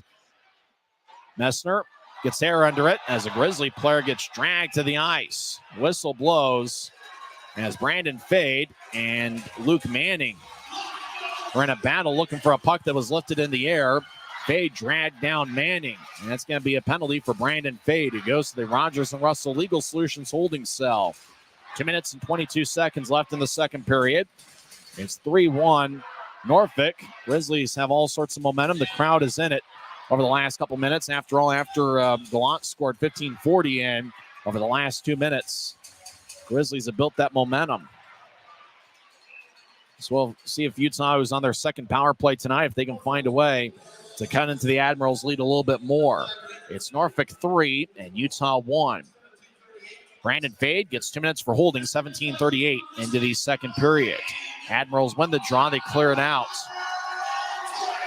Januzzi can't play it. It's in the restricted area. Racing after and getting its Mayhew. And so skate to neutral ice. Mayhew gets to center ice. And he'll skate in with ease and lift it to the near corner. He gets tripped up, no call. He looks around, hoping one would be made. Admirals skate around their net and clear it out. Januzzi behind his net as the Admirals will get a couple fresh skaters on the ice. First of a 3-game set. Grizzlies push it ahead. Stapley gets to neutral ice. Now he skates down Broadway, feeds it to the left side as Mayhew steps over the line. The Grizzlies are offside. Didn't take much, but Iverson made Mayhew change directions towards his right. As Grizzlies entered the zone and offside was called. Grizzlies will change things up, get 5 new skaters on the ice. Luke Manning will take the face-off. He's the one that drew the power play. He's out there with Messner and Berg. Up top is Gallant and Robbie Stucker. 4 forwards on this Grizzlies shift. Tomorrow the Grizzlies get Alex Bocage back, who's serving a 1-game suspension. Nathan Burke out of the lineup. He'd normally be on a power play unit.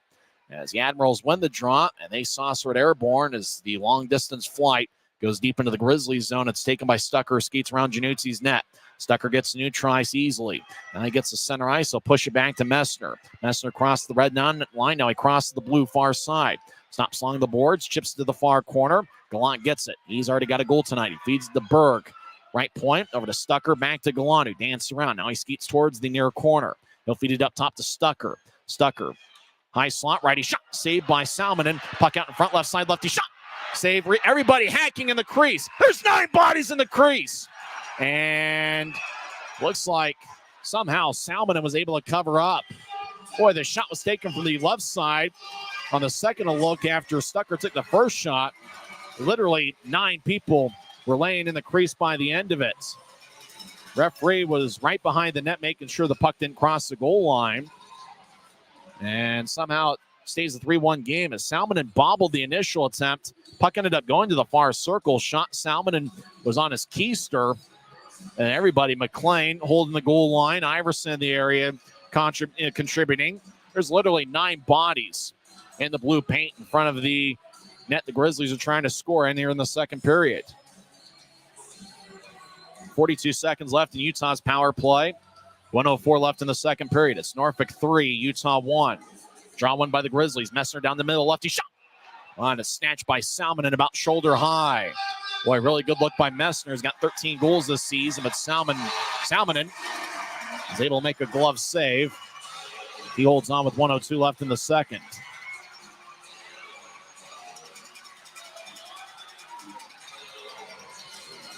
Draw's going to be in the near circle. Luke Manning will take the draw. Manning itching.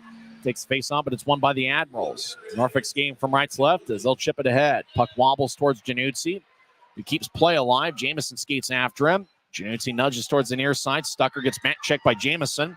Poked away by Jean back towards Januzzi, who fakes it to his left, and he'll push it to his right as Stucker gathers the puck. Stucker's been a key addition for the Grizzlies over the last month. He'll get it to Messner across the center ice. He'll chip it to his left for Gallant, who skates down the middle, but the Grizzlies are offside as the Eagle Eye linesman was able to spot it with 37 seconds left in the second. 15 seconds left in Utah's power play. Grizz are wearing some sweet-looking specialty jerseys. You can bid on those jerseys on the Dash Auction app. That's right, you can get a game-worn jersey. You can get that Cole Gallant jersey he scored the goal on. In fact, that Cole Gallant puck, the puck that he scored the goal on, you can bid on that puck on the Dash Auction app as well. Grizzlies win the draw as Mayhew skates back towards his blue line. Now ahead to Stapley on the right side. Stapley gets around Jean, skates towards the near corner, trying to center it, to bounce off a Nault skate. Now the Admirals back at full strength.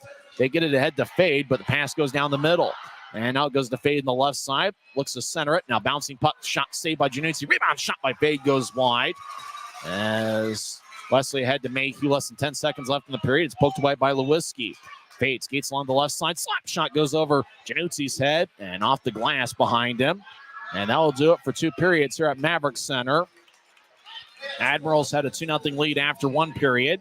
Both teams scored 1 goal here in the second. Keaton Jamison extended the Admirals' lead as he scored 3:41 into the second. Grizzlies got on the board with a 5-on-5 goal as Cole Gallant found the back of the net 15:40 in as he redirected the Quinn Wickers shot. They also gave an assist to Mick Messner, and it's Messner's 20th assist this season for Wickers. It's his 11th of the year. So see if the Grizzlies have a comeback attempt in them.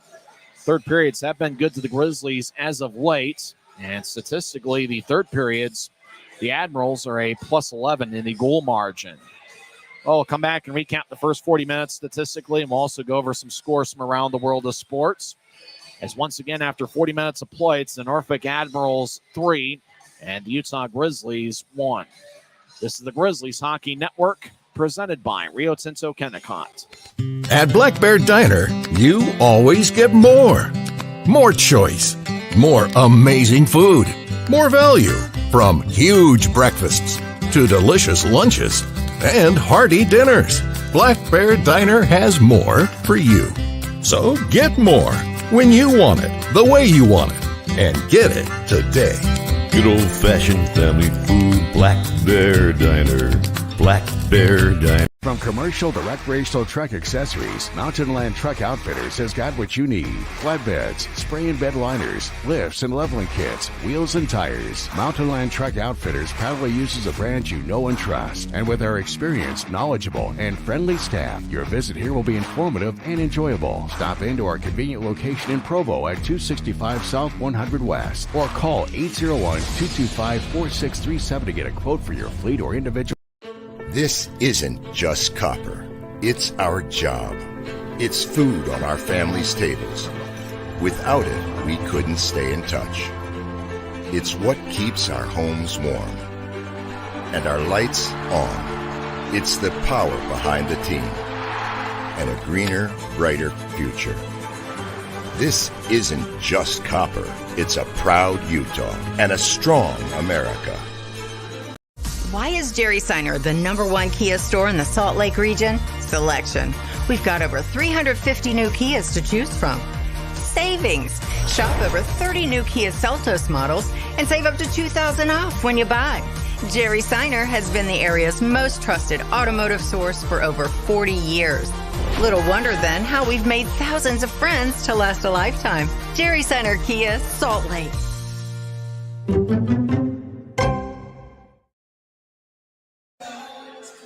Second intermission here at Maverik Center. The Norfolk Admirals have a 3-1 lead here in the opener of a 3-game set. Don't forget, same teams will meet tomorrow afternoon at 3:10, and then Monday will be the series finale. That'll be a 7:10 start. And with Monday's game, it's going to be a Smith's family night with 4 tickets for $40 and then $10 for each additional ticket. It's military night presented by Mountainland Supply Company here at Maverik Center. As it's a very patriotic night. The Grizzlies wearing some outstanding specialty jerseys. If I saw right outside of Maverik Center, there was a ton of flags waving around. And it's a very patriotic atmosphere. And we've got an outstanding crowd.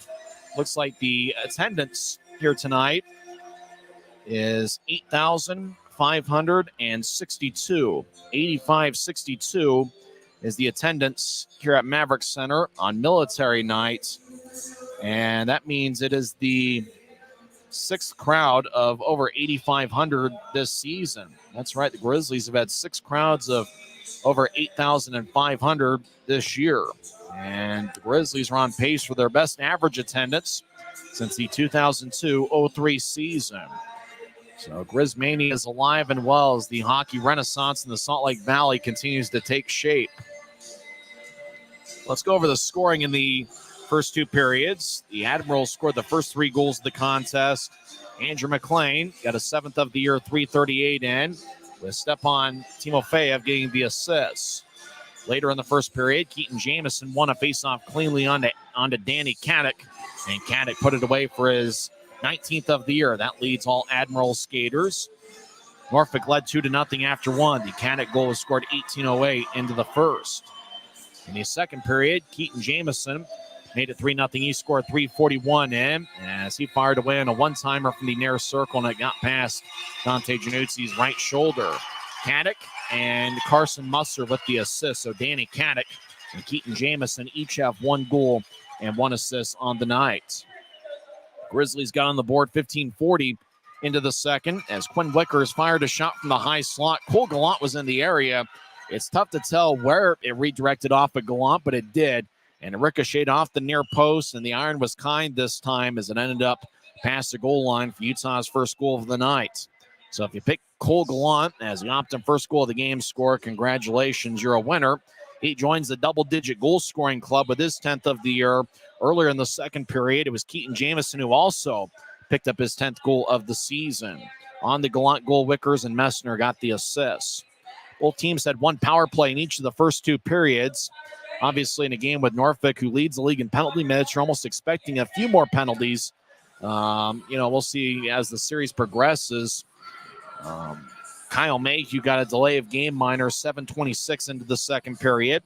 Norfolk didn't have a single shot on their 2-minute power play. Brandon Fade, the former Grizzly, who now plays for the Admirals, got a holding minor, 17:38 in. Grizzlies had 2 shots on their power play, but just couldn't find the back of the net, and that was late in the second period. So it's 3-1 Admirals. Both teams are 0 for 2 on the power play tonight. Grizzlies' penalty kill has actually been pretty good. You talk about there weren't that many bright spots on Monday against Rapid City, but the Grizzlies were a perfect 6 for 6 on the penalty kill on Monday night. In fact, you kind of look at that Rapid City series. Last Friday, in the series opener, Utah was 2 for 2 on the penalty kill. In the second game of that set, they were 2 for 3. And then on Monday, in the rubber match, they were a perfect 6 for 6. So you're talking about over the last 4.5 games, Utah's only allowed 1 power play goal. So even though the Grizzlies statistically right now it's listed as the last ranked penalty kill in the league, Utah actually is a top 10 penalty kill unit at home. And that continues here so far, a perfect 2 for 2 through 2 periods. Utah outshot Norfolk 16-7 in the second period. Surprisingly enough, though, if you're looking at the scoring chances, which are kept by the off-ice officials, Grizzlies, you look at 16-7 advantage in the shot count. However, in the scoring chances, Norfolk had 7 scoring chances and the Grizzlies had 3. I don't know if that was a typo, but through 2 periods, the Admirals have 12 scoring chances and the Grizzlies have 5, despite the fact the Grizzlies have a 24-16 edge in the shot count. So you're talking about Norfolk getting a great quality, not necessarily a high quantity today. For the Grizzlies, though, only 5 scoring chances according to the off-ice officials among the 24 they have had through 2 periods. Face-off battle is pretty close to even, 21-18 in favor of the Grizzlies. Utah's delivered 11 hits according to the off-ice officials. Norfolk has 8. Grizzlies have 8 giveaways, and the Admirals have 7. It's a fun atmosphere, and once again, an outstanding crowd of 8,562. That's listed on the ECHL app on the box score, and it's an outstanding crowd. It's the 6th crowd of over 8,500 here at Maverik Center this season. When we come back, we'll talk about who the Grizzlies are among league leaders and who's been instrumental for the Grizzlies as of late. And we'll also go over some scores from around the NHL and ECHL. Once again, through 2 periods, it's the Admirals 3 and the Grizzlies 1. This is the Grizzlies Hockey Network, presented by Rio Tinto Kennecott. Since 1939, America First has helped people start businesses, buy homes and cars, and achieve their financial goals. Today, our top priority is still the financial success of you and your family, which is why we're giving new members $100 when they sign up for a basic savings and checking account, and another $100 when they upgrade to premium checking and enroll in and use direct deposit. So head to AmericaFirst.com today and join the credit union that always puts its members first. Why is Jerry Seiner the #1 Kia store in the Salt Lake region? Selection. We've got over 350 new Kias to choose from. Savings. Shop over 40 new Kia Sportage models and save up to $2,500 off when you buy. Jerry Seiner has been the area's most trusted automotive source for over 40 years. Little wonder then how we've made thousands of friends to last a lifetime. Jerry Seiner Kia, South Jordan. Always gives you more ways to save on top of our lower than low prices. And when you download the Smith's app, you can enjoy over $500 in savings every week with digital coupons and earn fuel points to save up to $1 per gallon at the pump. With a Boost membership, you'll save even more with double fuel points and free delivery. Discover more ways to save big every day. Smith's, fresh for everyone. Welcome back to Grizzlies hockey. Second intermission. Norfolk leads 3-1. Let's go over the Mountain Division scores. Earlier today, Trois-Rivières defeats Idaho 5-4 in a shootout. So Idaho does get a standing point, which means they now have 84 on the season. Idaho is one of 2 teams in the Mountain Division who have clinched a postseason spot. They are in second place in the Mountain Division, 10 points ahead of Kansas City, who also picked up 1 standing point, and kind of a surprise at Cable Dahmer Arena. Rapid City won in a shootout 5-4 over Kansas City. The game winner in the shootout was scored by Keanu Yamamoto, and that came in the 6th round of the shootout. Matt Radomski, who did not play in any of the 3 games against the Grizzlies in the last series. Connor Murphy played in all 3 games against the Grizzlies. Matt Radomski saved 25 of 29, including 5 of 6 in a shootout, as Rapid City defeated Kansas City 5-4 in a shootout. That game played at Cable Dahmer Arena. Oddly enough, Kansas City's only lost 5 games away from home, and they've got a much better record on the road than they do at home. Kansas City is in first place with 94 standings points. Idaho is in second. They now have 84. The third place team in the Mountain Division is Tulsa. They came away empty-handed tonight. They lost 4-3 to the Indy Fuel. So Tulsa, they do stay in third place with 60 standings points. They fall below the 500 mark this season. Final score, Indy 4, Tulsa 3. Allen retook 4th place in the Mountain Division as they defeated Kalamazoo 5-2. Ty Farmer had 2 goals. Allen also got goals from Liam Finley, Colin Jacobs, and Gavin Gould. And they got a great performance from Costantini in net as he stopped 39 of 41. Allen defeats Kalamazoo 5-2. And with that, the Americans now have 55 standings points, which is 1 point ahead of Utah and Wichita, who are now tied for 5th in the Mountain Division. Wichita is off this week. Utah obviously looking for a comeback attempt here in the 3rd. Rapid City took over 2 standings points. They are still in last place with 49 points on the season. Let's go over some other scores from around the league. Maine defeats Reading 4-2. The 2-time defending champion Florida Everblades defeat South Carolina 6-3. Wheeling defeats Iowa 2-1. Adirondack gets a 5-1 victory over Worcester, and that's of note to Norfolk fans. Adirondack now has 80 standings points on the season, which is 7 more than Norfolk, who has 73. Adirondack has been a great road team this season. So is Norfolk, and there's reason as to why they're the top 2 teams in the Mountain Division. As Adirondack got a 5-1 victory. So Norfolk, from their perspective, is just looking to hold serve and stay 5 points back of first place in the North Division.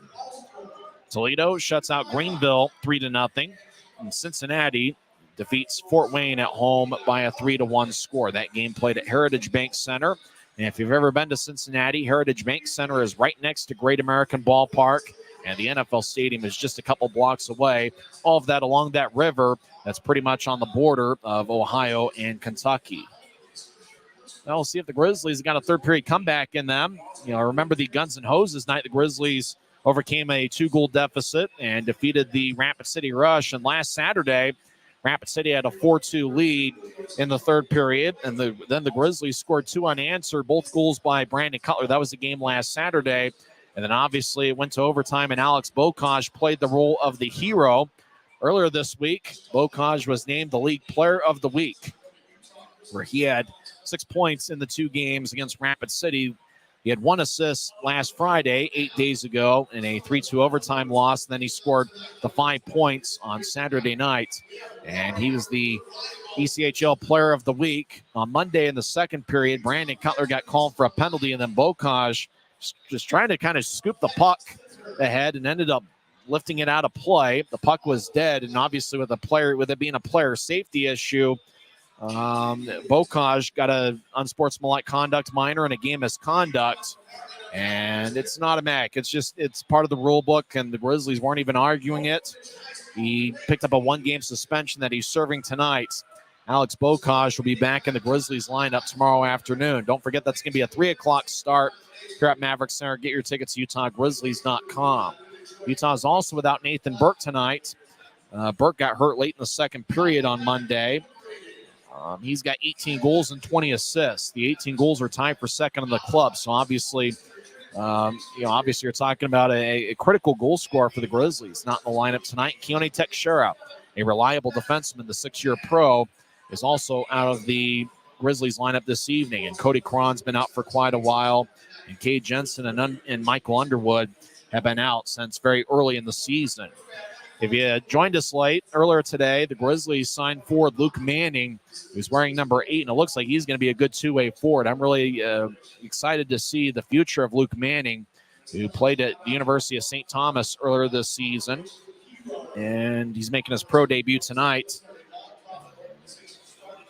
Manning's a pretty smart guy. He was 2-time CCHA All-Academic Team member.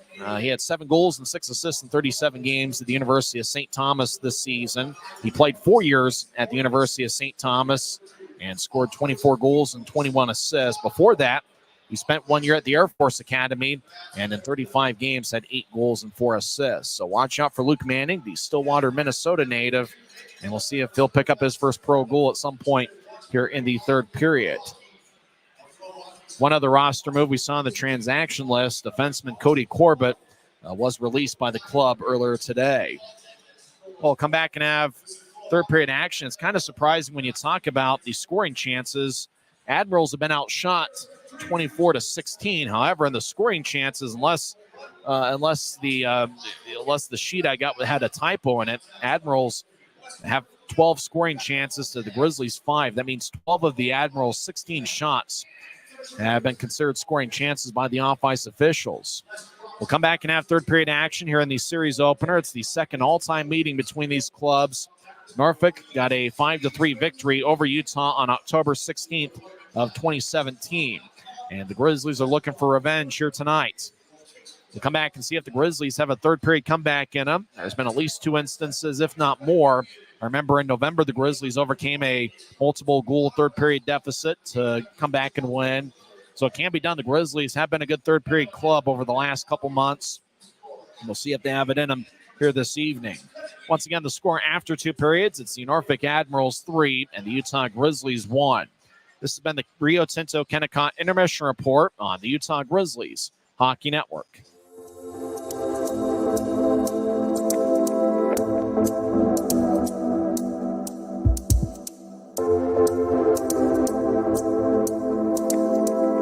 Thanks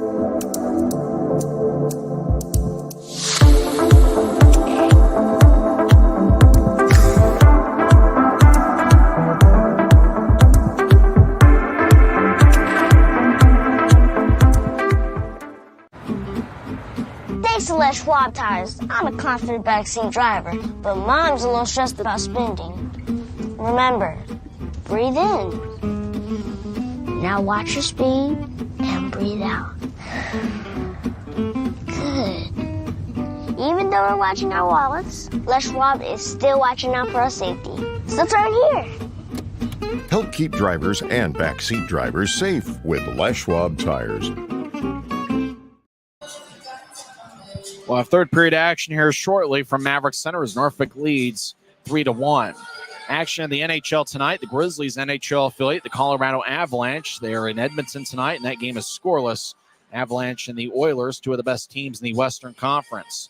Nashville has a 1-0 lead over Seattle with 13 minutes left in the second period. Vancouver scored a minute into the contest, and they still lead 1-0. That game has 14 minutes left in the second period. Games that have gone final in the National Hockey League. Detroit over Buffalo 4-1. Ottawa in overtime gets a 4-3 victory over the Islanders. Rangers score a touchdown, kick the extra point. They defeat Pittsburgh 7-4. Arizona defeats New Jersey 4-1. Tampa Bay gets a 2-goal victory. They defeat Florida 5-3. In a high-scoring affair, Boston defeats Philadelphia 6-5. Calgary over Montreal 5-2. Columbus defeats San Jose 4-2. In a shootout, Carolina gets a 5-4 victory over Toronto. Dallas defeats the LA Kings 4-1, and in a shootout, St. Louis defeats Minnesota 3-2. The Norfolk Admirals NHL affiliate, the Winnipeg Jets, are off tonight. Winnipeg got a 6-0 victory over the Anaheim Ducks yesterday. Winnipeg tomorrow is at Columbus. That game will be at 4 o'clock. When we come back in 1 minute, we'll have third period action here at Maverik Center as the Grizzlies here on Military Night are looking for a third period comeback. They trail 3-1. This is the Grizzlies Hockey Network. Why is Jerry Seiner the #1 Kia store in the Salt Lake region? Selection. We've got over 350 new Kias to choose from. Savings. Shop over 40 new Kia Sportage models and save up to $2,500 off when you buy.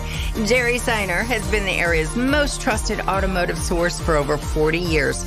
Little wonder then how we've made thousands of friends to last a lifetime. Jerry Seiner Kia, Salt Lake.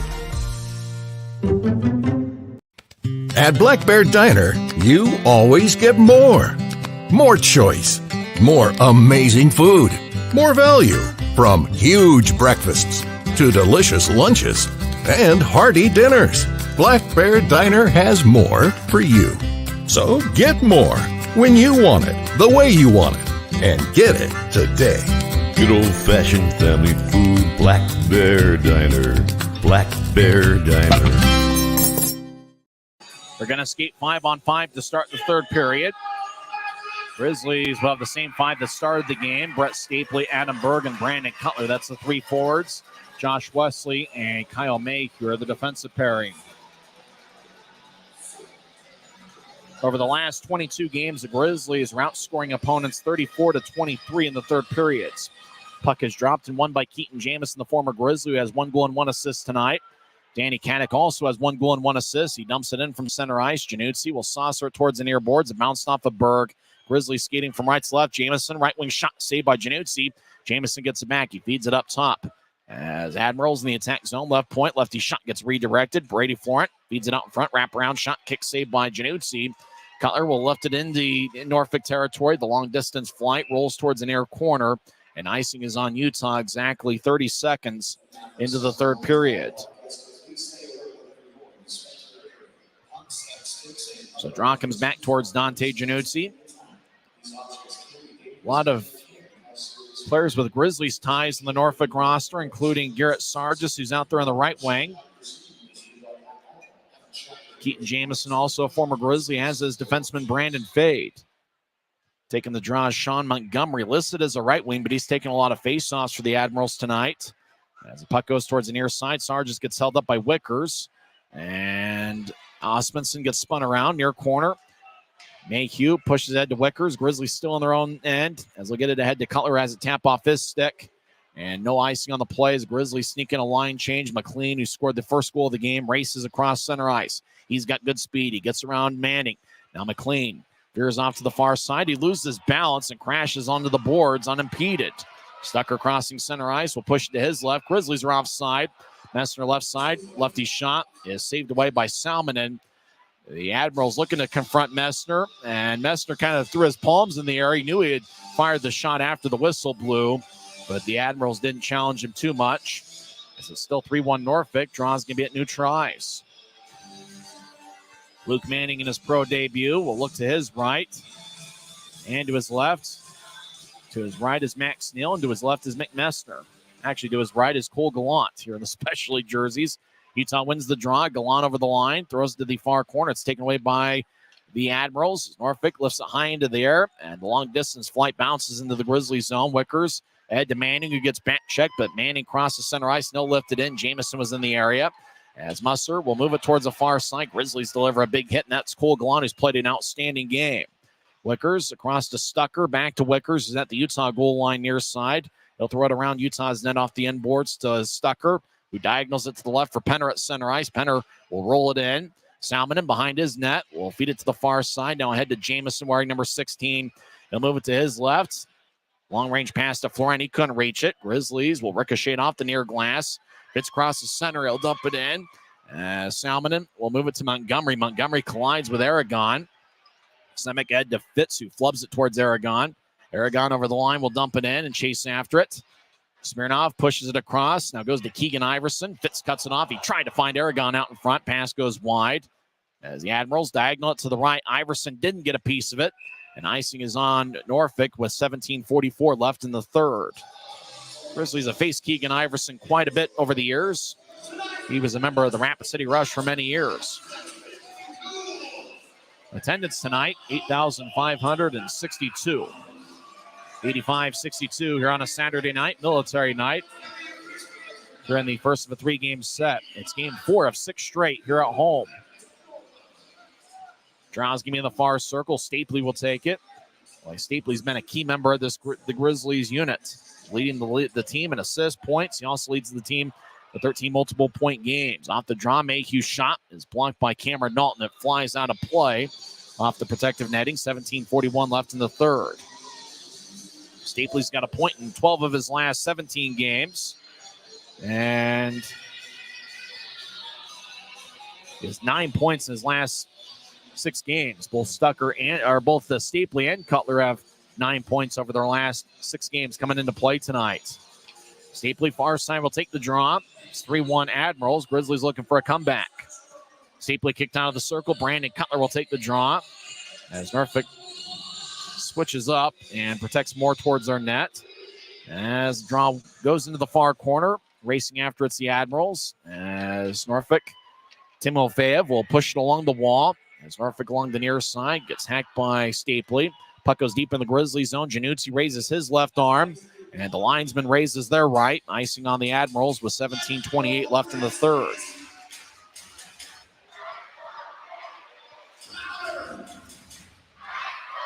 Fans take up a Let's Go Grizzlies chant. Stapley will take the drives out there with Cutler and Berg. You almost have a feeling if the Grizzlies are going to make a comeback attempt, it's going to be Stapley and Cutler who have gotten the job done for the Grizzlies. Remember, last Saturday it was Cutler scoring the 2 third-period goals against Rapid City to overcome a 2-goal deficit. Draw one by Utah. Cutler fires towards the net. It's blocked. Stapley gallops after it as he spins around Andrew McLean. Puck goes out to center ice. Timofeyev will lift it in. Louis Jean knocks down Mayhew. Jean with the puck, far circle, feeds it out in front. Kicks off a Januzzi. The arm is raised by the referee. Penalty on the Grizzlies. As McLean will feed it towards the middle. Louis Jean will take a lefty shot that goes high. Wesley touches up. High sticking is going to be the call, and the Grizzlies are going to be shorthanded. Kyle Mayhew will skate towards the Rogers and Russell Legal Solutions holding cell. Mayhew looks up the video board, then shakes his head back and forth. As Kyle Mayhew picks up penalty minutes 31 and 32 on the year. Drow's going to be in the near circle. 17:02 left in the third. It's Norfolk 3 and Utah 1. Grizzlies are up to 26 shots on goal. The Admirals have taken 17. As a draw won by Utah, they're in their own end as Quinn Wickers will lift it out to center. Chasing after it's McMessner. He's got 3 shorthanded goals this season. Getting there first is Salmonen, and he'll bank it off the near glass. Now Florent with great speed enters the zone from the right side. Is so rapid around the boards. Cameron Nault chasing after it. Gallant poked it away. Grizzlies have 5 shorthanded goals this season. They could use one here. As Norfolk will fire it off the far wall. Stucker chases after it. Skates around Januzzi's net towards the near side. Stucker will tap it off the near glass. And Grizzlies will get off the ice. Power play for the Admirals. It's Norfolk skating from left to right. McLean gets to neutralize number 18. He's played a good game. McLean enters the zone from the left side. He'll tap it off the boards, get it back, and roll it along the wall. Montgomery gets hit by Semick. Puck in the near corner as Wesley gets pushed, goes out to the far near point. McLean keeps it in. He'll get it to Mark Lewiski. Lewiski will lay it for Nault. Nault in the near corner. Feeds it back up top for McLean. Right side, they'll move it across. Pass connects on Norfolk trying to feather it out in front. And pass goes wide as they're looking for Nault. Penner clears it out. Grizzlies make a line change. Norfolk reshuffles the deck as well. 43 seconds and counting left in the Admirals' third power play of the game. Nobody's got a power play goal yet as Smirnoff gets the neutralize, crosses center with the ease. Now he steps over the line and veers off to the left. Smirnoff falls down on his own. Siren pass righty, shot and a score! And it's now 4-1. And that's Keaton Jamison getting revenge on his former team as he gets his second of the night. Smirnoff crashed along the end boards. Pass ended up towards the middle. Jamison was all alone. It bounced off of Januzzi's glove and flew past the goal line. So it's a power play goal for the Admirals. As the puck ended up in the far corner, they centered it to Jamison. Wickers tried to block it. But Keaton Jamison gets the second of the night and 11th of the season. And fans who haven't seen the Admirals play yet are getting an indication as to why they are 11-1-1 over their last 13 games. They're skating 5-on-5. Garrett Sargis skates down the middle. High slot lefty shot, saved by Januzzi. Sargis, as we remember, has a pretty good shot from his time with the Grizzlies as it gets on goaltenders in a hurry. Cutler far side, steps over the blue line, skates towards the corner as he's battling. Berg chases after there with speed. Iverson holding him up. 3-on-2 battle over in the far corner deep in the Admirals zone. As Salmonen looks over his left shoulder, puck goes back to the far point. Wickers try to get it back to Cutler, and the puck lifted off an Admiral and out of play. 14:58 left in the third, and the Grizzlies are now down by 3. On the Jamison goal that was scored 4:28 in, the assist went to Danny Kadek and Dennis Smirnoff. So for Kadek, it's his second assist of the night. Both Kadek and Jamison have 3 points. Jamison 2 goals and 1 assist. Kadek has 1 goal and 2 assists. Draws in the far circle. Luke Manning in his pro debut wearing number 8. He wins the draw. Off the draw, Gallant righty shot is blocked. Puck in the near side. Mayhew moves it back towards Gallant, who falls down on his own. That's happened quite a few times here in the third period. Wonder about the ice surface. Iverson with a big check on Manning as Manning loses his balance but gets back to his feet quickly. Wesley gains center ice and dumps it in towards the far corner. Admirals throw it around their own net. Now left point, Mayhew shot is blocked away by Salmonen as ricocheted off his left shoulder. Puck skips towards the near side. Mayhew chasing after it. He gets a good back check from Iverson. Left point shot is blocked away by Salmonen. That was taken by Messner as play starting to get physical here in the third period. Both teams will change things up. 14:20 and counting left in the third. It's the Admirals 4 and the Grizzlies 1. Norfolk crosses center ice. Smirnoff steps over the line. He is very quick and shifty. Smirnoff gets double teamed. Puck goes back up top. Admirals keep it in. McLean dances around the right point. Fires lefty shot. He gets redirected by Fitz's stick and flies out of play off the protective netting. 14:04 left in the third. And even though Utah's outshot Norfolk 27-19, it's the Admirals that have a 3-goal lead.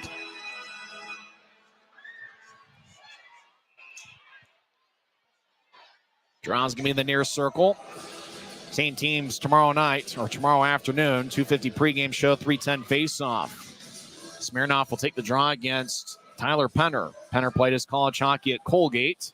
Smirnoff is a Penn State product. Draw won by Utah. Aaron Aragon gets a screen from Stucker. He flies along the far side. Aragon gets neutralized, moves it to Fitz, who trying to get to Penner. It glanced off the Penner. Wicker's chasing after it. McLean gets the puck as the Admirals deep in their own zone, skating from left to right. McLean, who's played a good game. Andrews, his first name, a native of Michigan. Ahead to Timofeyev. Timofeyev from Russia.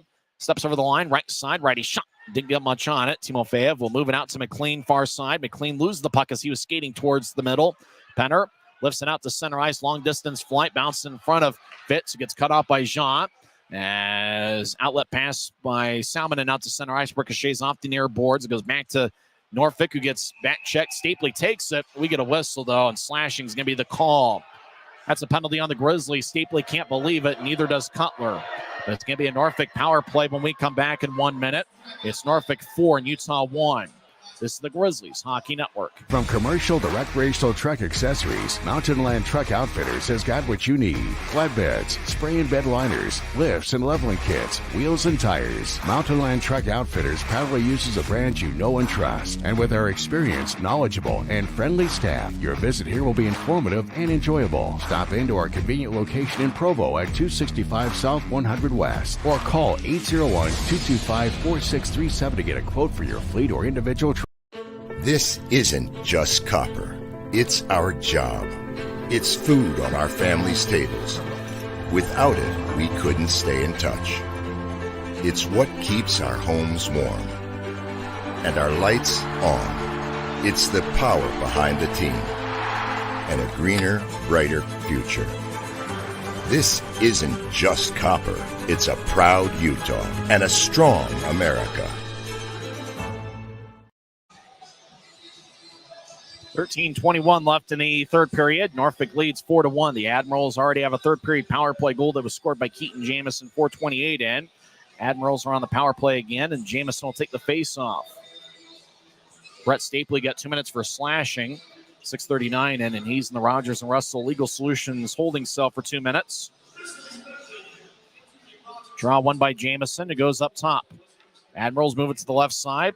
As Norfolk gets it back to the right side. Nobody was home at the near point. Puck goes all the way into the Admiral zone. They skate from left to right in the period as Salmonen will get it towards Connor Fedoruk. Fedoruk, a plus 15 this season, wearing number 14. They'll drop it off as the Admirals get to center ice. And skating in with ease is Smirnoff. But Norfolk is out offside with 12:58 left in the third. 1:37 left in the power play.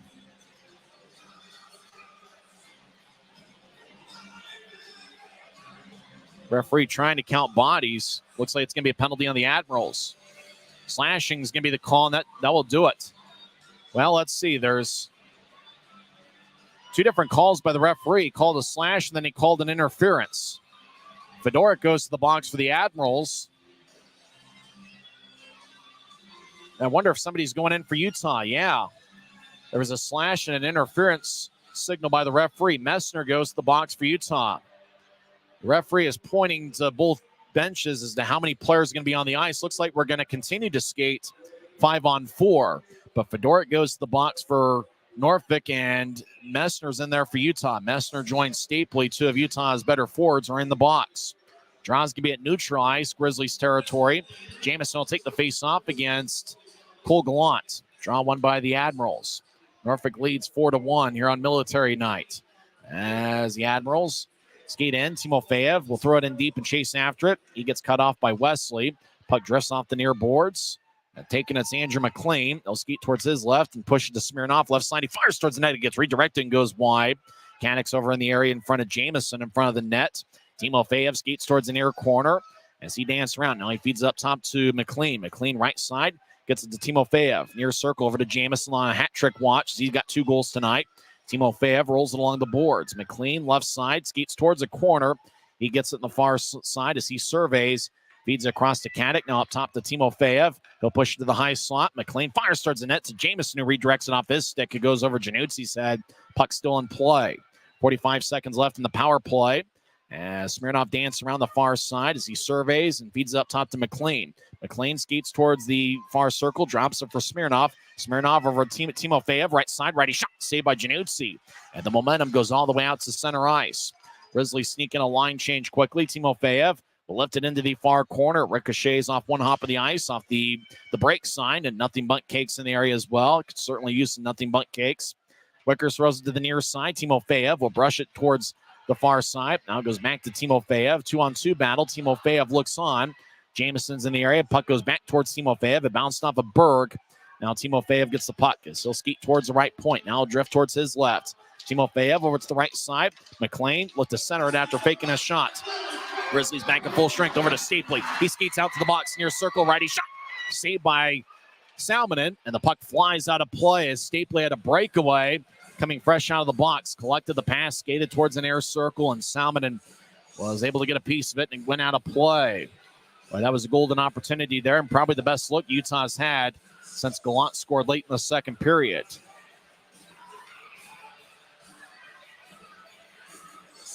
So we're skating 5-on-5. Stapley will take the draw. He's out there with Cutler to the right side. Cutler's tied for second in the league in shots on goal. As draw one by Utah, Cutler gets to the Wickers. He's occupied by Iverson. As Cutler in the area, he'll dance around. He'll skate towards the near corner. He gets it poked away. Stapley in the area. He gets dragged by Iverson. Montgomery over there as well.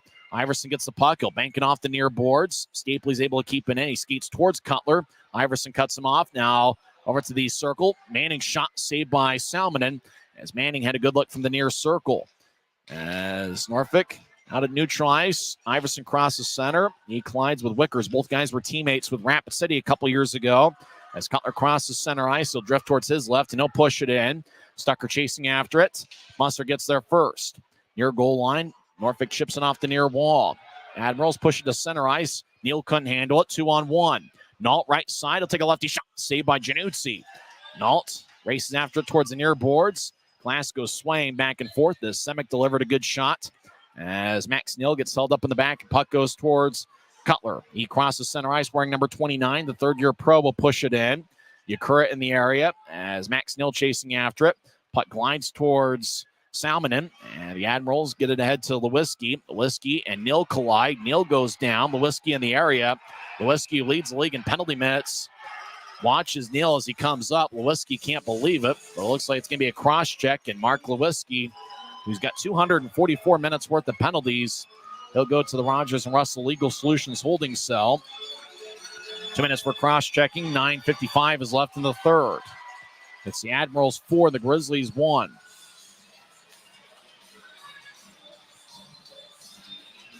Grizzlies have a 29-21 shot advantage. But the Admirals really have done a good job getting a good quality, not necessarily a good quantity here tonight. We'll see if the Grizzlies power play can get one. Stapley will take the draw. He's got Fitz to his left and I think Cutler to his right. Up top is Wesley and Mayhew. Off the drop, bounced off of Mayhew. Norfolk skates out the center ice. Jamison gets it poked away by Mayhew. Wesley crossing center. As Wesley's able to dump it in, the Grizzlies captain, son of Glenn Wesley, the 20-year NHL vet. Timofeyev, deep in his own zone, pivots in the near corner, gets around Cutler, and he'll loft it out to center ice. The puck skips like it's on a lake. Wesley chasing after it. Admirals get 4 new skaters on the ice. Wesley drops it for Mayhew, skates down the middle. Mayhew, the University of Denver product, his first full season as a pro. Mayhew crosses center ice. No, tap it off the boards, and it flies out of play. As he dumped it in, it kind of hit the top of the boards and just skipped out of play with 9:15 left in the third. So the puck's going to, face-off's going to be at center ice.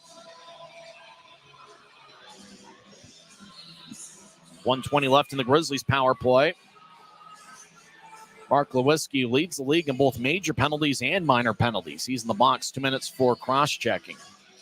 Center ice face-off won by Utah as Cutler gets to Mayhew as the Grizzlies very methodical with their approach, 19.1% on the power play this season.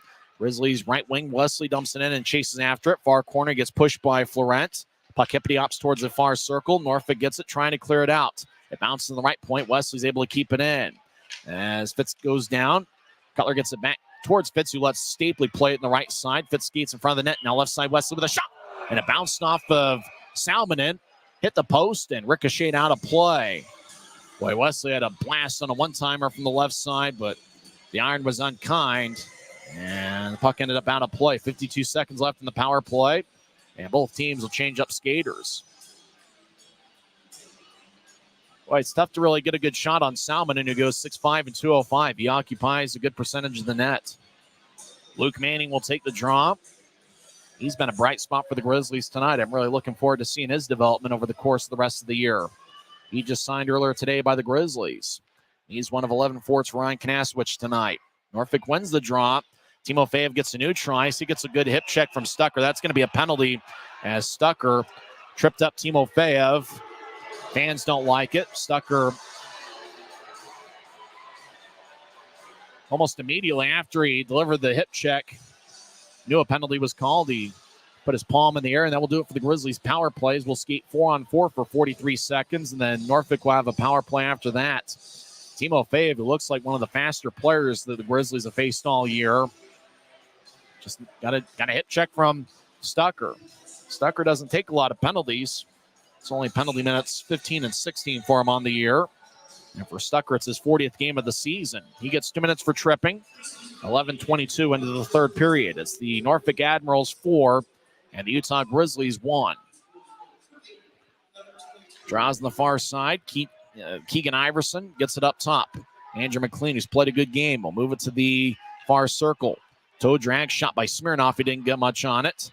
Iverson moves it up top. John over towards Smirnoff, the Penn State product. He's been a good distributor this year. And he'll throw it towards McLean, who centers it to Iverson. Pass goes wide of the marks. It bounced off a Semick stick. Wickers has the puck. Wickers skates a new try. Now he crosses center. He veers off to the left and pushes to Semick, who drives it in. Salmonen behind his net will throw it to Derek Louis-Jean. L-O-U-I-S-Jean. As the Admirals enter the zone, Timofeyev, as Norfolk not only is back at full strength, they start a power play. Admirals, far corner. Stopping's McLean. He's got good speed. He'll feed it up top to Smirnoff, who pushes towards the far corner. Admirals, far circle dance around. They get it up top. And now across to McLean. McLean right point. Fires a lefty shot. It gets redirected by a stick. Flies in the air. And Januzzi gathers it over his left shoulder and holds on. 56 seconds left in the Admirals power play. 7:34 left in the third.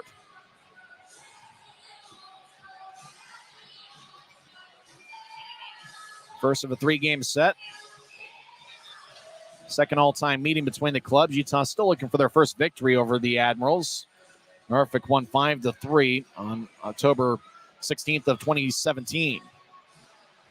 Jamison will take the draw. He's got 2 goals and 1 assist tonight. Stapley will do the honors for Utah. Now Jamison.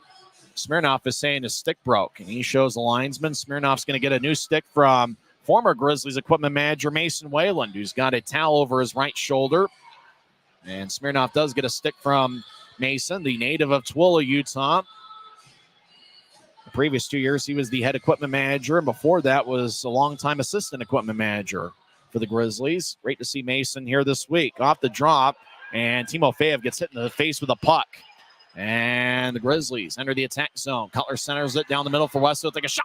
And sticked away by Salmonen, as Timofeyev will skate towards the Norfolk bench, holding his face. He got hit in the face with a puck, as he'll walk towards the locker room. As the Admirals still on the power play for 30 seconds. Jamison dances around McLean. As Jamison will saucer it ahead to McLean, who drops it for Brady Florent. Florent, left side, steps over the line, skates towards his right, fires a righty shot, and it's stick by Wesley, who throws to the far side. Grizzlies clear it back to center. McLean stops on a dime, skates towards the left wing, steps over the line. McLean drifts it off the near boards for Florent, who skates towards the corner, and he'll roll it along the boards. Iverson gets a good shoulder check from Cutler, who pushes ahead. Penner chasing after it as Stucker comes out of the box. It's a successful penalty kill by the Grizzlies. Admirals have it in their own end, skating from left to right. 6.5 minutes left in the third. It's still 4-1 Norfolk. Up ahead, Sarge skates down the middle, splits a double team. Puck rolls towards Januzzi, who feeds it towards the near side. Florent kicks it across. Musser, far corner, gets to Sarge as it tapped off his stick. Now McDougal, high slot, righty shot gets redirected, saved by Januzzi. Sarge sent it, tap off his stick, puck to the right side. McDougal keeps it in and saucer it towards the near corner. Wickers behind Januzzi's net, gets to the corner for Semick, who starts the attack. He outlets it to center ice, looking for Neal. It doesn't bounce off of Neal, and even if it did, it was in Grizzlies territory. Icing is on Utah with 5:59 left in the third.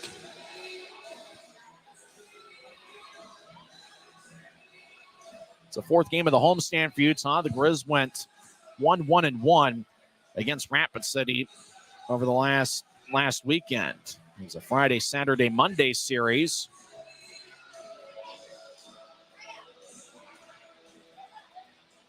Draw on the near circle is won by the Admirals. They'll move it across. Now up top to Cameron Nault. Lefty shot goes wide on a one-timer. They fired away and missed wide. Aragon over in the area, near corner. As Garrett Sargis, near circle, danced around. He's strong with the puck as he shields Penner away from it. Sargis moves it across. Admirals kick it up top. As Musser, high slot, will lay it to the left point. Admirals get it back to Musser. 5.5 minutes left. Musser moves it towards the middle. It's picked up by Aragon. Aragon crossing center ice, and he'll throw it in. Grizzlies make a line change. So do the Admirals as Norfolk skates around their net. As both teams will spread the ice. Admirals have time on their side. 5:10 and counting left in the third, and they lead 4-1. Admirals continue to hold on to it behind Salmonen's net, who stopped 29 of 30. Up ahead to center ice, Louis Jean, right side. Will skeet towards the right circle. He'll drop it towards the middle. Admirals fire it towards the net. Backhand shot is blocked away. That shot was taken by Sean Montgomery. Admirals lift it in the air. The long-distance flight bounces near side at center ice. As dumping in is Iverson. Januzzi behind his net will play it. Januzzi will force it towards the near side. Mayhew couldn't get the skipping puck. Montgomery in the area, but the puck ends up towards Manning. He feeds it behind his back. Wesley ahead. Long distance pass to Gallant. Fires off the end boards. Louis Jean flips it into the seats and into section 113. Not that far away from where I'm sitting. Luckily, it didn't get anybody. And a fan, about 10 feet from me, ends up with a souvenir. That's going to be delay of game as Louis Jean was in his own zone and gave a fan a souvenir with 4:22 left in the third. We'll find out how this one ends together as the Admirals lead the Grizzlies 4-1. This is the Grizzlies Hockey Network. Smith's always gives you more ways to save on top of our lower than low prices. And when you download the Smith's app, you can enjoy over $500 in savings every week with digital coupons and earn fuel points to save up to $1 per gallon at the pump. With a Boost membership, you'll save even more with double fuel points and free delivery. Discover more ways to save big every day. Smith's, fresh.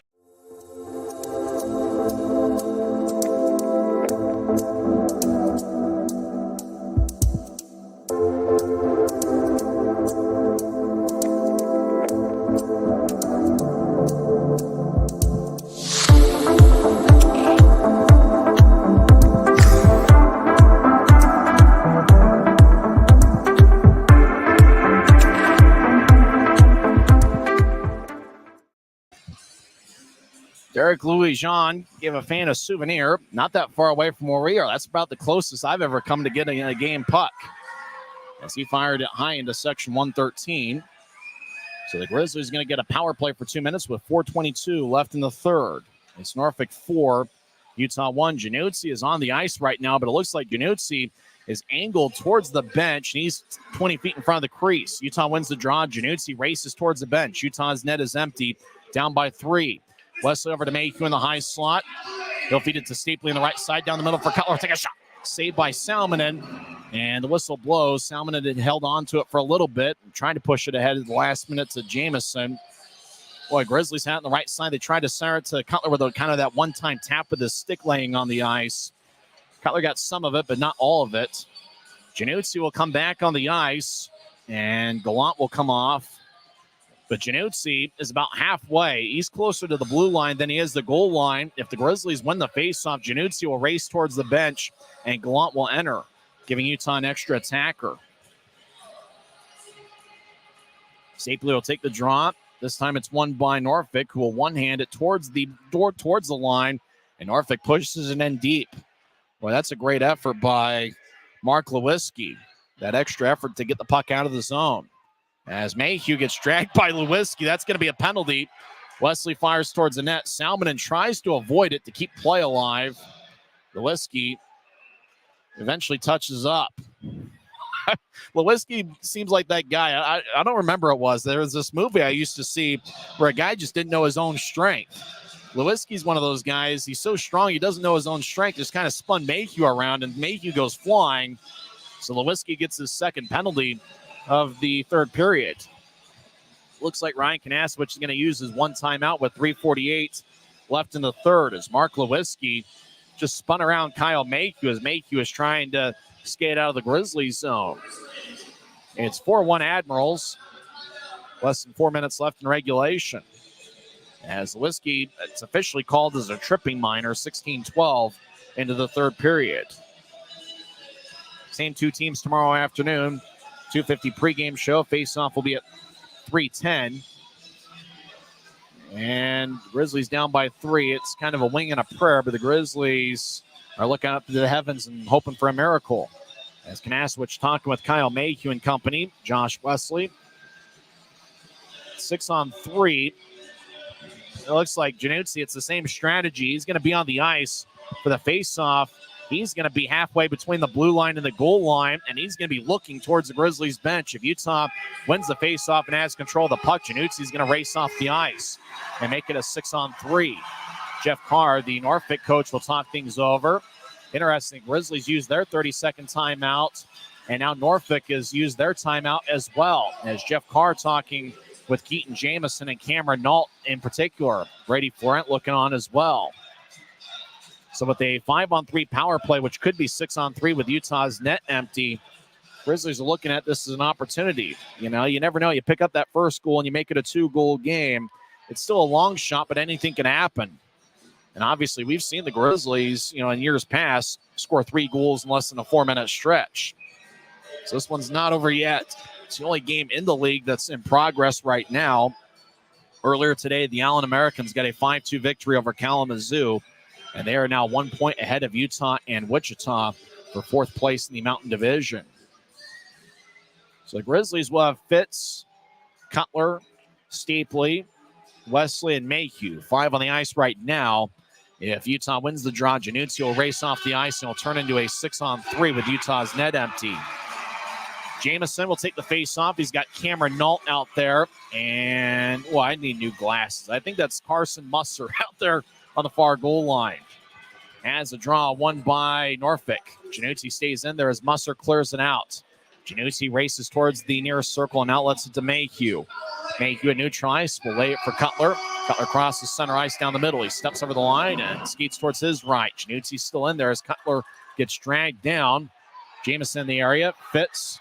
Stapley comes out of the pile. Near circle, centers the west. Take a shot and hits the post. Boy, wide open net. He hit the post. As Cutler now on the right side. Skates towards the high slot. Now to Mayhew. Less than a minute left in the 5-on-3. Mayhew in the high slot. Feeds to Stapley near goal line. Stapley across to Cutler over to Wesley. One-timer that goes wide. Januzzi's still in there. As there's 3:05 left in regulation. It's 4-1 Norfolk. Stapley, left point. Glides towards his right. Stapley over to Mayhew, left side. He pushes across and it bounced off of Jamison and into the back of the net. As Utah gets their second goal, as Mayhew looking for a centering pass, and it looked like it bounced off of maybe Jamison, as Mayhew is going to get his 11th goal of the season to make that 12th goal of the year. Now it's his 11th goal of the season for Mayhew. As Mayhew is in the nearest circle, bounced it off of Jamison and into the back of the net. So you could say Jamison has contributed to 4 goals tonight. Doesn't get any points there, but it bounced off of Jamison and into the back of his own net. It's a 5-on-3 power play goal. And now we're skating 5-on-4. Januzzi's still in there. There's 2:57 left in the third. And it's now a 4-2 game. So Mayhew, who has 13 power play assists, called his own number, and he gets his 11th goal of the year. Norfolk wins the draw, and they'll sell it all the way towards Januzzi. Brett Stapley is going to get an assist, which is his team leading 38th of the year. As Wesley gets a new tries with ease. He crosses center right wing. He steps over the line, gets around Florent. Drops it for Fitz. He fires it towards the near corner. 48 seconds left in the 5-on-4 power play. Florent gets the new tries. He's back checked by Fitz. Fitz took it away. Fitz moves it across to Mayhew. Settles in left side. Mayhew tried to center it to Cutler. Bounced off a skate. Januzzi comes off. Utah's net is empty. Mayhew throws it towards Fitz. It glances off the stick of McDougal. Fans take up a Let's Go Grizzlies chant. Action behind Norfolk's net. Puck kicks towards the near side. Now around to Mayhew, left point. Mayhew dances around. He fires towards an and a score! Mayhew fired towards the net. Fitzmiter redirected it. And it's now a one-goal game. It's still on Fitz skating to the bench first. It looks like Fitz has picked up his 16th of the year. Mayhew scored 17:03 in, and about a minute later, it's still on Fitz. Getting the goal as he redirected the Kyle Mayhew shot.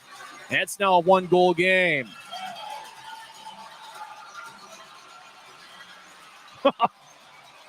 Boy, anything can happen, and for the Grizzlies, it's that never say die attitude. It looked like it was all but over. Utah scores 2 power play goals to turn a 4-1 Norfolk lead into a 4-3 game. Stapley will take the draw. Januzzi's in net right now. 2:09 left in the third. Off the draw, it's won by Norfolk. Caddick fires towards the net as he skips it towards the near corner. Januzzi rolls it along the boards as Cutler has to go between his legs. Stapley skates into the zone, right side. Januzzi fires away. Stapley with a shot, it's blocked away. Cutler right side, gets towards Weston. One time he scores! Grizzlies tie it up! Grizzlies tie it up! Grizzlies tie it up! Unbelievable! 3 goals in less than 2 minutes, and it's now tied at 4. Incredible!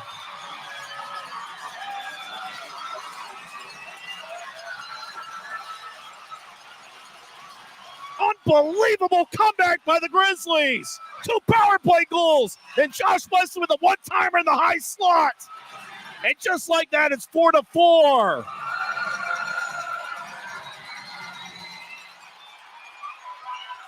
This crowd is going nuts at Maverik Center because it's now anybody's game. As Norfolk and neutral ice will skip it in. Januzzi behind his net. We're tied at 4 with a minute and a half left in regulation. Up ahead, Aragon battles with McDougal. Pass ahead as Stapley's going to get his second assist. As Wickers moves it across to Stucker. Stucker back to Wickers. Cutler's going to get an assist as well. Up ahead, puck flies into the Norfolk zone and out of play. Draw's going to come back to neutral ice. What an unbelievable comeback by the Grizzlies. Well, you got to quickly do the math. They scored 3 goals in a minute and 8 seconds to turn a 4-1 Norfolk lead into a 4-4 game. Unbelievable.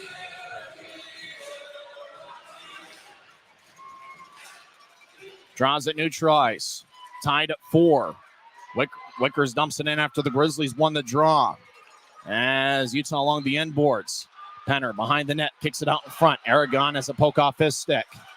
As the Admirals move it to the right side, they cross center. Iverson dumps it in, but not all the way. So he got hit by his former Rapid City teammate, Quinn Wickers.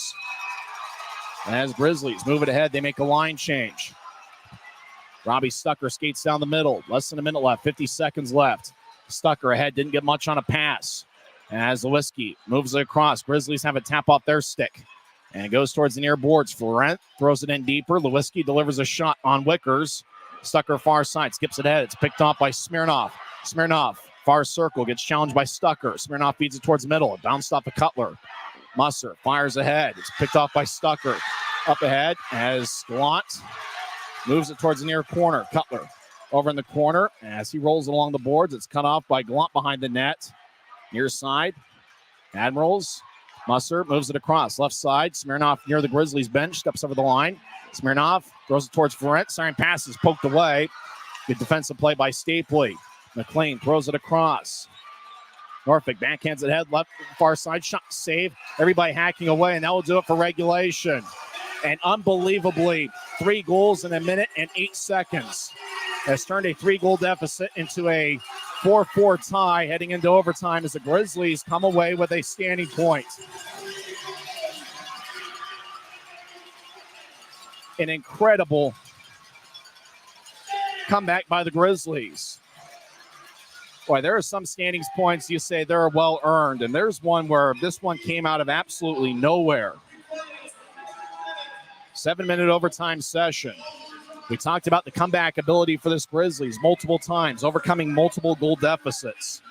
This is about as improbable as we've seen. The ECHL app has pretty much gone frozen. It's hard to really calculate who scored what for Utah. What an incredible performance by the Grizzlies to come back. You talk about that never say die attitude, earning standings points. Just unbelievable. The fans are going absolutely crazy here at Maverik Center. An unexpected third period comeback here on military night. Chris Hagan getting the fans to charge up with a Let's Go Grizzlies chant.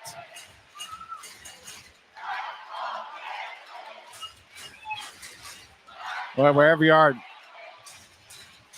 feel the atmosphere here at Maverik Center on military night. Both teams to come away with the standing points. And if the Grizzlies come away with 2 standings points tonight, you're talking about the most incredible, amazing victory we've seen in many years. Grizzlies 4, Admirals 4. The ECHL app has not yet updated itself. They still have it as a 4-1 game. It happened just like that. Tic-tac-toe, and before you know it, it's 4-4.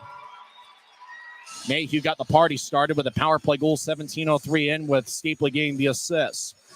That was a 5-on-3 power play goal. Less than a minute later, 17:51 in. It was Fitz cutting into the lead, making it 4-3.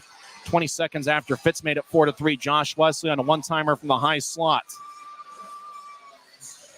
scored to tie it up at 4.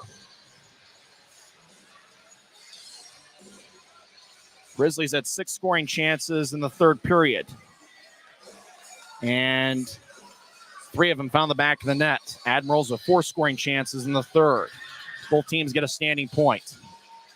Brett Stapley will take the draw. He's got Brandon Cutler to his left and Kyle Mayhew to his right. Grizzlies will be skating from left to right here in overtime. Sean Montgomery will take the face-off for Norfolk. He's out there with Cameron Nault and Andrew McLean. Draw won by the Admirals. We're tied at 4. McLean behind his net as he surveys. Admiral skating from right to left. McLean skates down the middle. He'll push it ahead to Montgomery and make that Nault. Nault gets cut off by Mayhew as he was entering the Grizzly zone. Puck ahead. Cutler ahead to Stapley, who's challenged by Montgomery. Now Nault at center ice will throw it back into his own end for McLean. Near side, left wing across the center ice. Steps over the line, drops it from Montgomery. Left side, Montgomery fires towards the net. It goes wide on a righty blast. Montgomery comes off. Nault gets spun around by Cutler. Mayhew pushes Nault along the boards. Cutler comes out with a puck. He'll skip it towards Luke Manning in his pro debut. He skates down the middle on a breakaway. Manning with a backhand shot. Saved by Salmonov. And it's going to be a penalty as Manning got slashed by Keaton Jamison. And so it's going to be a power play for the Grizzlies. Boy, what great drama there as Luke Manning in his pro debut had a breakaway. And he got slashed by McLean. I thought it was Jamison. Jamison was on the ice, but it's McLean that gets the penalty. So Utah is going to get a power play in overtime. Both teams have used their timeout, but the referee has been very liberal in letting the Grizzlies drop a play. Wesley and Mayhew are out there, 2 defensemen for the Grizzlies, Cutler and Stapley.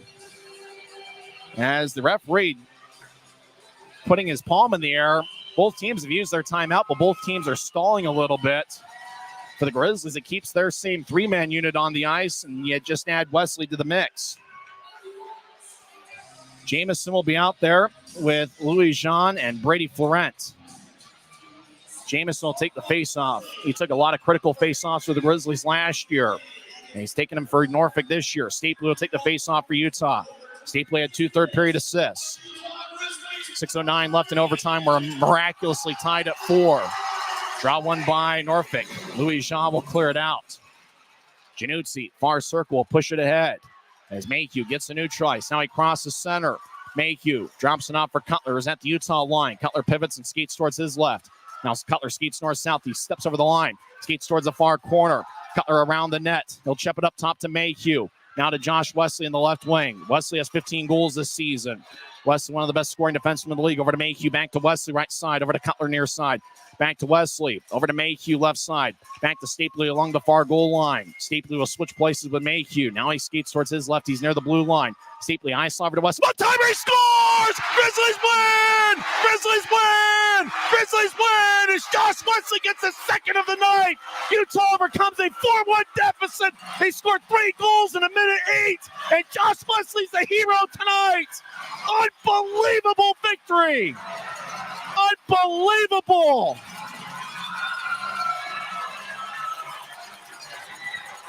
That's about the best comeback you're ever going to see.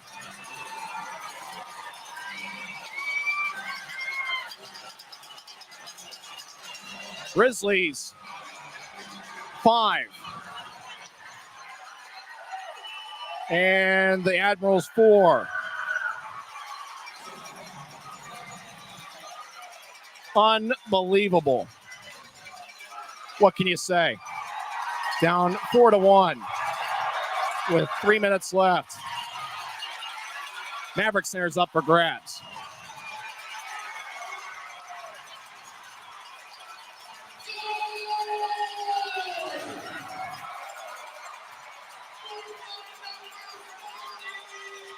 The captain, Josh Wesley. They say it was Robbie Stucker. They say it was Stucker that got the game winner. 1:30 into overtime. Robbie Stucker. It looked like Wesley.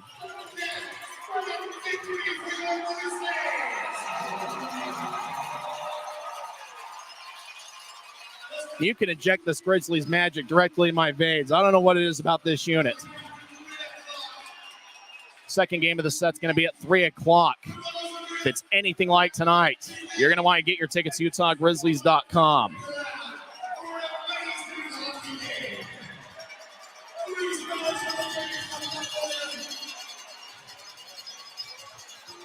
We'll come back and have the postgame report. Grizzlies win 5-4 on the Grizzlies Hockey Network, presented by Rio Tinto Chemical. At Black Bear Diner, you always get more. More choice, more amazing food, more value, from huge breakfasts to delicious lunches and hearty dinners. Black Bear Diner has more for you. So get more when you want it, the way you want it, and get it today. Good old-fashioned family food, Black Bear Diner. Black Bear Diner.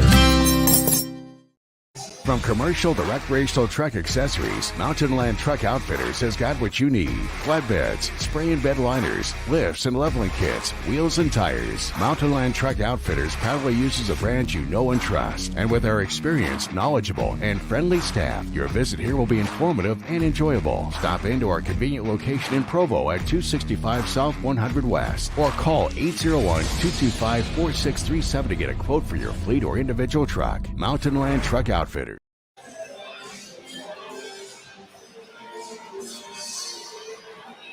You know, there's sometimes you come to a game and you have absolutely no clue what you're going to see.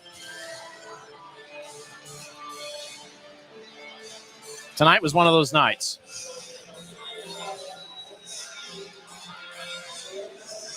They are scrambling to try to figure out. It came absolutely out of nowhere. Trying to figure out the 3 stars are almost impossible because it was boom, boom, boom. And you're talking about a game that was all Admirals for about the first 57 seconds. A turning point was a 5-on-3 power play the Grizzlies had. And that was really the main turning point. There's no other way. You talk about the momentum swing. You knew it was going to be a miracle. You knew the Grizzlies, it was a wing and a prayer. Everybody gets a cheeseburger from Carl's Jr. I mean, what can make this night even better? A comeback victory, overcoming a 4-1 deficit, and people get cheeseburgers. Redeem it in the Carl's Jr. app, UTGRIZZ828. This is about the best finish I've seen since Charles Edward Nastu scored the game winner in Game 2 of the the Mountain Division Finals, the second-round series 2 years ago against Rapid City when Nastu scored with like 8 seconds left in regulation.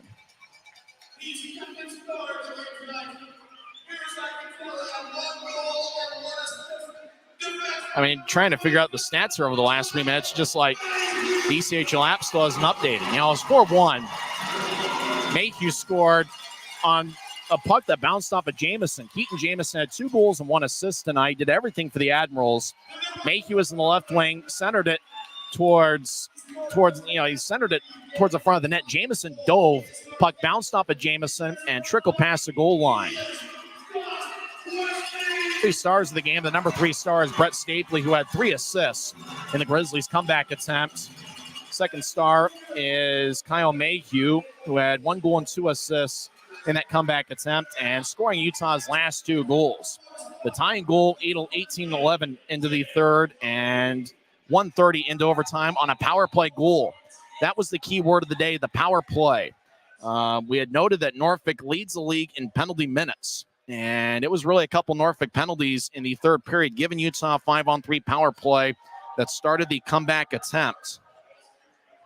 Mayhew, as we mentioned, that pass that bounced off of Jamison and into the back of the Norfolk net was scored 17:03 in. That was a 5-on-3 power play goal. Stapley and Wesley got the assists. So that meant the Grizzlies stayed on the power play, a 5-on-4 advantage. And then they scored on that as well. Dylan Fitz got his 16th of the year, redirecting a Kyle Mayhew shot.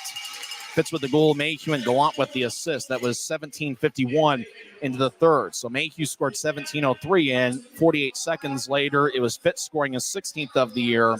And then 20 seconds later, Josh Wesley fired a one-timer from the high slot. And just like that, the place erupted and the score was tied. Just out of nowhere. About the greatest comeback anybody's ever going to see. I know Matt Coma's never going to forget this game. He was in attendance tonight with his wife. Wesley scored 18-11 in with his 15th of the year, with Cutler and Stapley getting the assists. And miraculously, 3 goals in the stretch of a minute and 8 seconds turns a 4-1 Admirals lead into a 4-4 tie. We get to overtime, and Norfolk committed a penalty, as it was a slashing minor by Andrew McLean. Now, Luke Manning in his pro debut got a breakaway.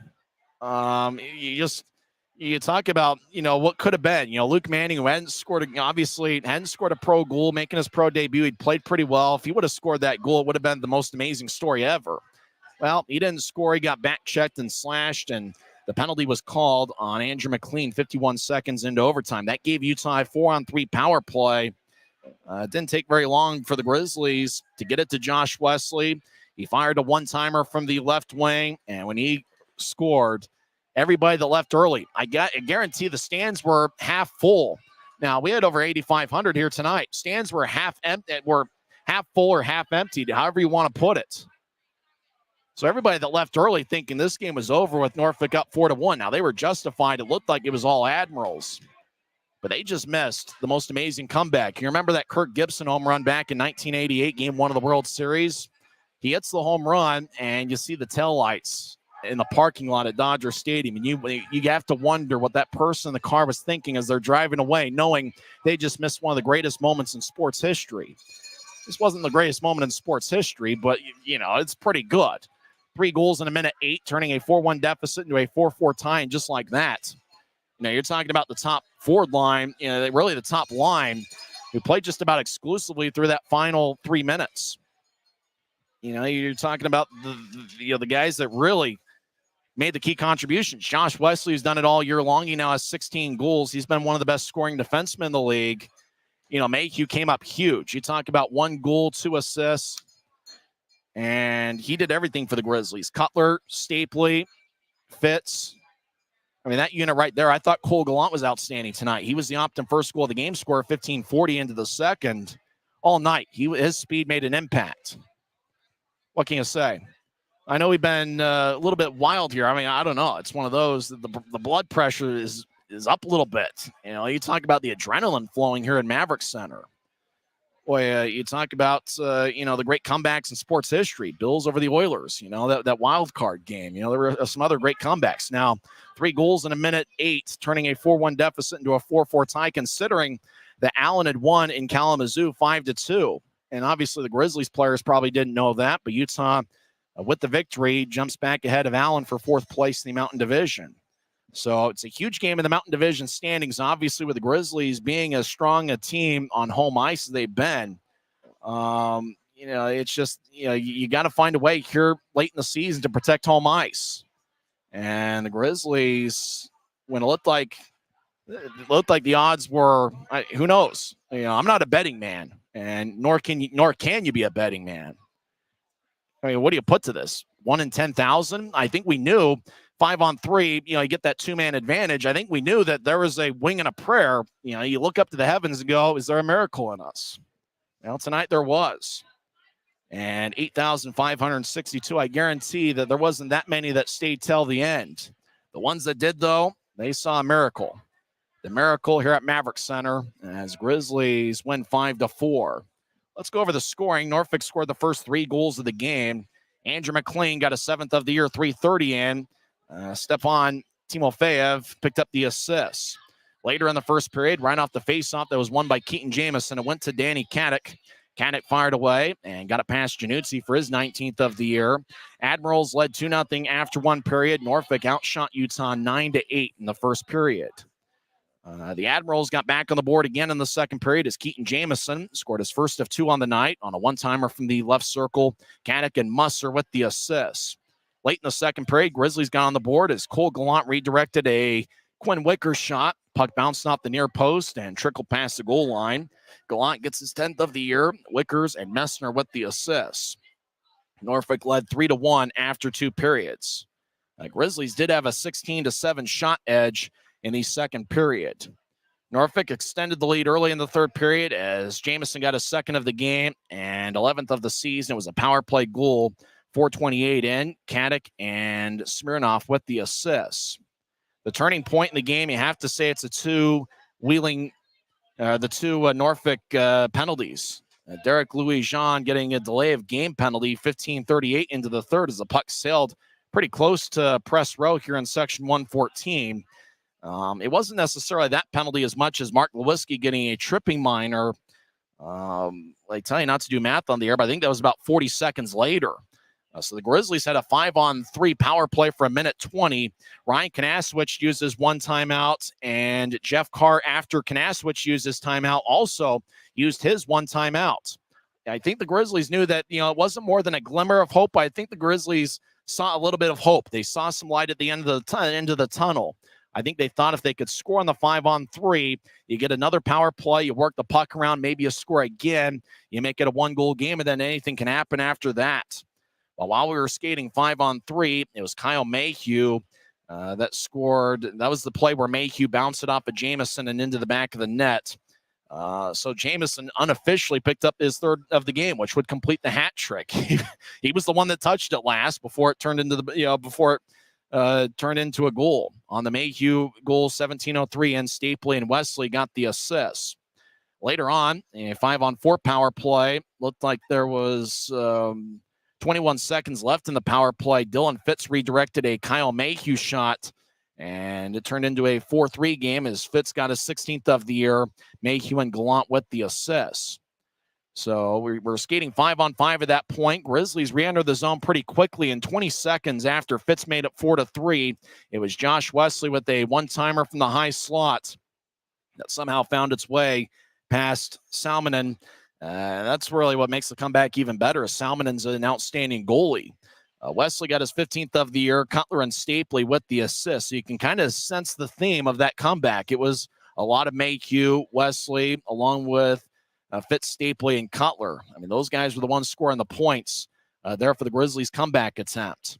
That tied it up at 4, and then Andrew McLean got a slashing minor 51 seconds into overtime, and 39 seconds into the power play, it was Josh Wesley on what probably so far is the play of the year for the Grizzlies, an improbable comeback. He got a 2nd of the game. Mayhew and Stapley picked up the assists, and the Grizzlies come away with a miracle at Maverik Center in mid-March. I don't know what. We'll probably come up with some sort of fancy term to describe it. That's one of those games that, years later, it's going to have a name to it. Whatever name we come up with this comeback. I mean, miracle at Maverik Center sounds great, but I don't know. That's to say it's a miracle. Probably, that's been used often. What can you say? Everything just kind of went the Grizzlies' way there. And once the Grizzlies got that momentum, especially since Norfolk had already used its timeout, which they used right after Utah used the timeout before the 5-on-3. There really was no way. Once the momentum went to Utah's side, there was no stopping it. The Admirals, just what could you do at that point? It just seemed like the Avalanche just kept rolling, pun not intended, and the Grizzlies just, come away with something that I don't know anybody thought was going to happen. Now, when you looked around the stands in overtime, now we had what was considered a lower bowl sellout of over 8,500. I think about half the fans were in the parking lot, if not all the way home. So the only way they're going to be able to see the comeback is to watch it on Flow Sports. Just a miracle. Like, we'll come up with something before Sunday's game. I'm pretty sure we're going to have a term. But what can you say? 3 stars of the game. Brett Stapley is the third star. He had 3 assists, all of them in the Grizzlies comeback. He's the third star. Second star, Kyle Mayhew. You're talking about your best players just kind of taking it to another level, and that's what the Grizzlies did in the last 3 minutes of regulation. Mayhew had 1 goal and 2 assists, and all of that came in the Grizzlies comeback bid. And the number 1 star, it's the captain who ended the night with 2 goals and 1 assist. He was a -1 on the night and had 3 shots, but Josh Wesley, the son of former NHL All-Star Glenn Wesley, put together a star performance of his own. Grizzlies 5, Admirals 4, in an amazing finish. Time of game was 2 hours and 34 minutes, and the crowd we mentioned before, 8,562. There wasn't that many that were in the seats when Josh Wesley fired it past Oksari Salmonen, 1:30 into overtime. Well, believe it or not, it's just the first of 3 here in this series. I can't guarantee that tomorrow is going to be as entertaining, as memorable as tonight's was, but nevertheless, get your tickets to UtahGrizzlies.com. You're going to want to be part of Grizzmania, as the Grizzlies are coming off what I would consider to be one of the greatest comebacks in team history. I know that's some recency bias, but you think of a comeback that's better than this one. Utah wins 5-4 in overtime. Grizz have actually been pretty good past regulation this season. Grizzlies do have a winning record past regulation. And the last 2 Saturdays, Grizzlies coming up with comeback wins in overtime. In fact, the Grizzlies are 6-2 in games past regulation, or officially it would be listed as 6-0-2, as the Grizzlies would pick up standings points in the overtime losses as well. Well, we'll come back tomorrow and do it again. It was 4-1 Norfolk. I wouldn't say all hope was lost, but the Admirals, first 55 minutes, played an outstanding game. You got to tip your hat. You can tell by the way they play why they're a team that's won 15 of their last 18 games. But the Grizzlies, they just dug deep. Their top players, Cutler, Stapley, Mayhew, Wesley, Fitz, everybody that was on the ice, you could just tell that they weren't going to be denied tonight.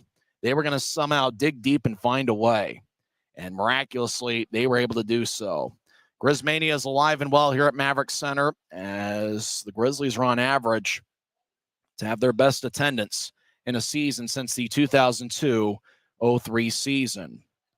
Well, that'll wrap things up. I'm out of energy. I got to get some water. I got to get something. What a fun game that was. It seems like every time you get those third period comebacks like the Grizzlies have had lately, you always say, hey, that's the best game of the year. This by far, best game of the year, probably the best game over the last couple of years, dating all the way back to that miraculous come from behind victory in Game 2 of the second round playoff series 2 years ago against Rapid City. Once again, in 2 hours and 36 minutes in front of a crowd of 8,562. The miracle at Maverik Center in mid-March. We'll come up with a better term for that a little bit later on. It's Utah Grizzlies 5 and the Norfolk Admirals 4. Well, hope you enjoyed the broadcast. If you're a Grizzlies fan, you had to like the final outcome. Utah wins 5-4 in overtime. I'm Tyson Whiting, and it is what it is. We'll talk to you tomorrow afternoon. 2:50 pregame show, 3:10 face-off. This is the Grizzlies Hockey Network, presented by Rio Tinto Kennecott.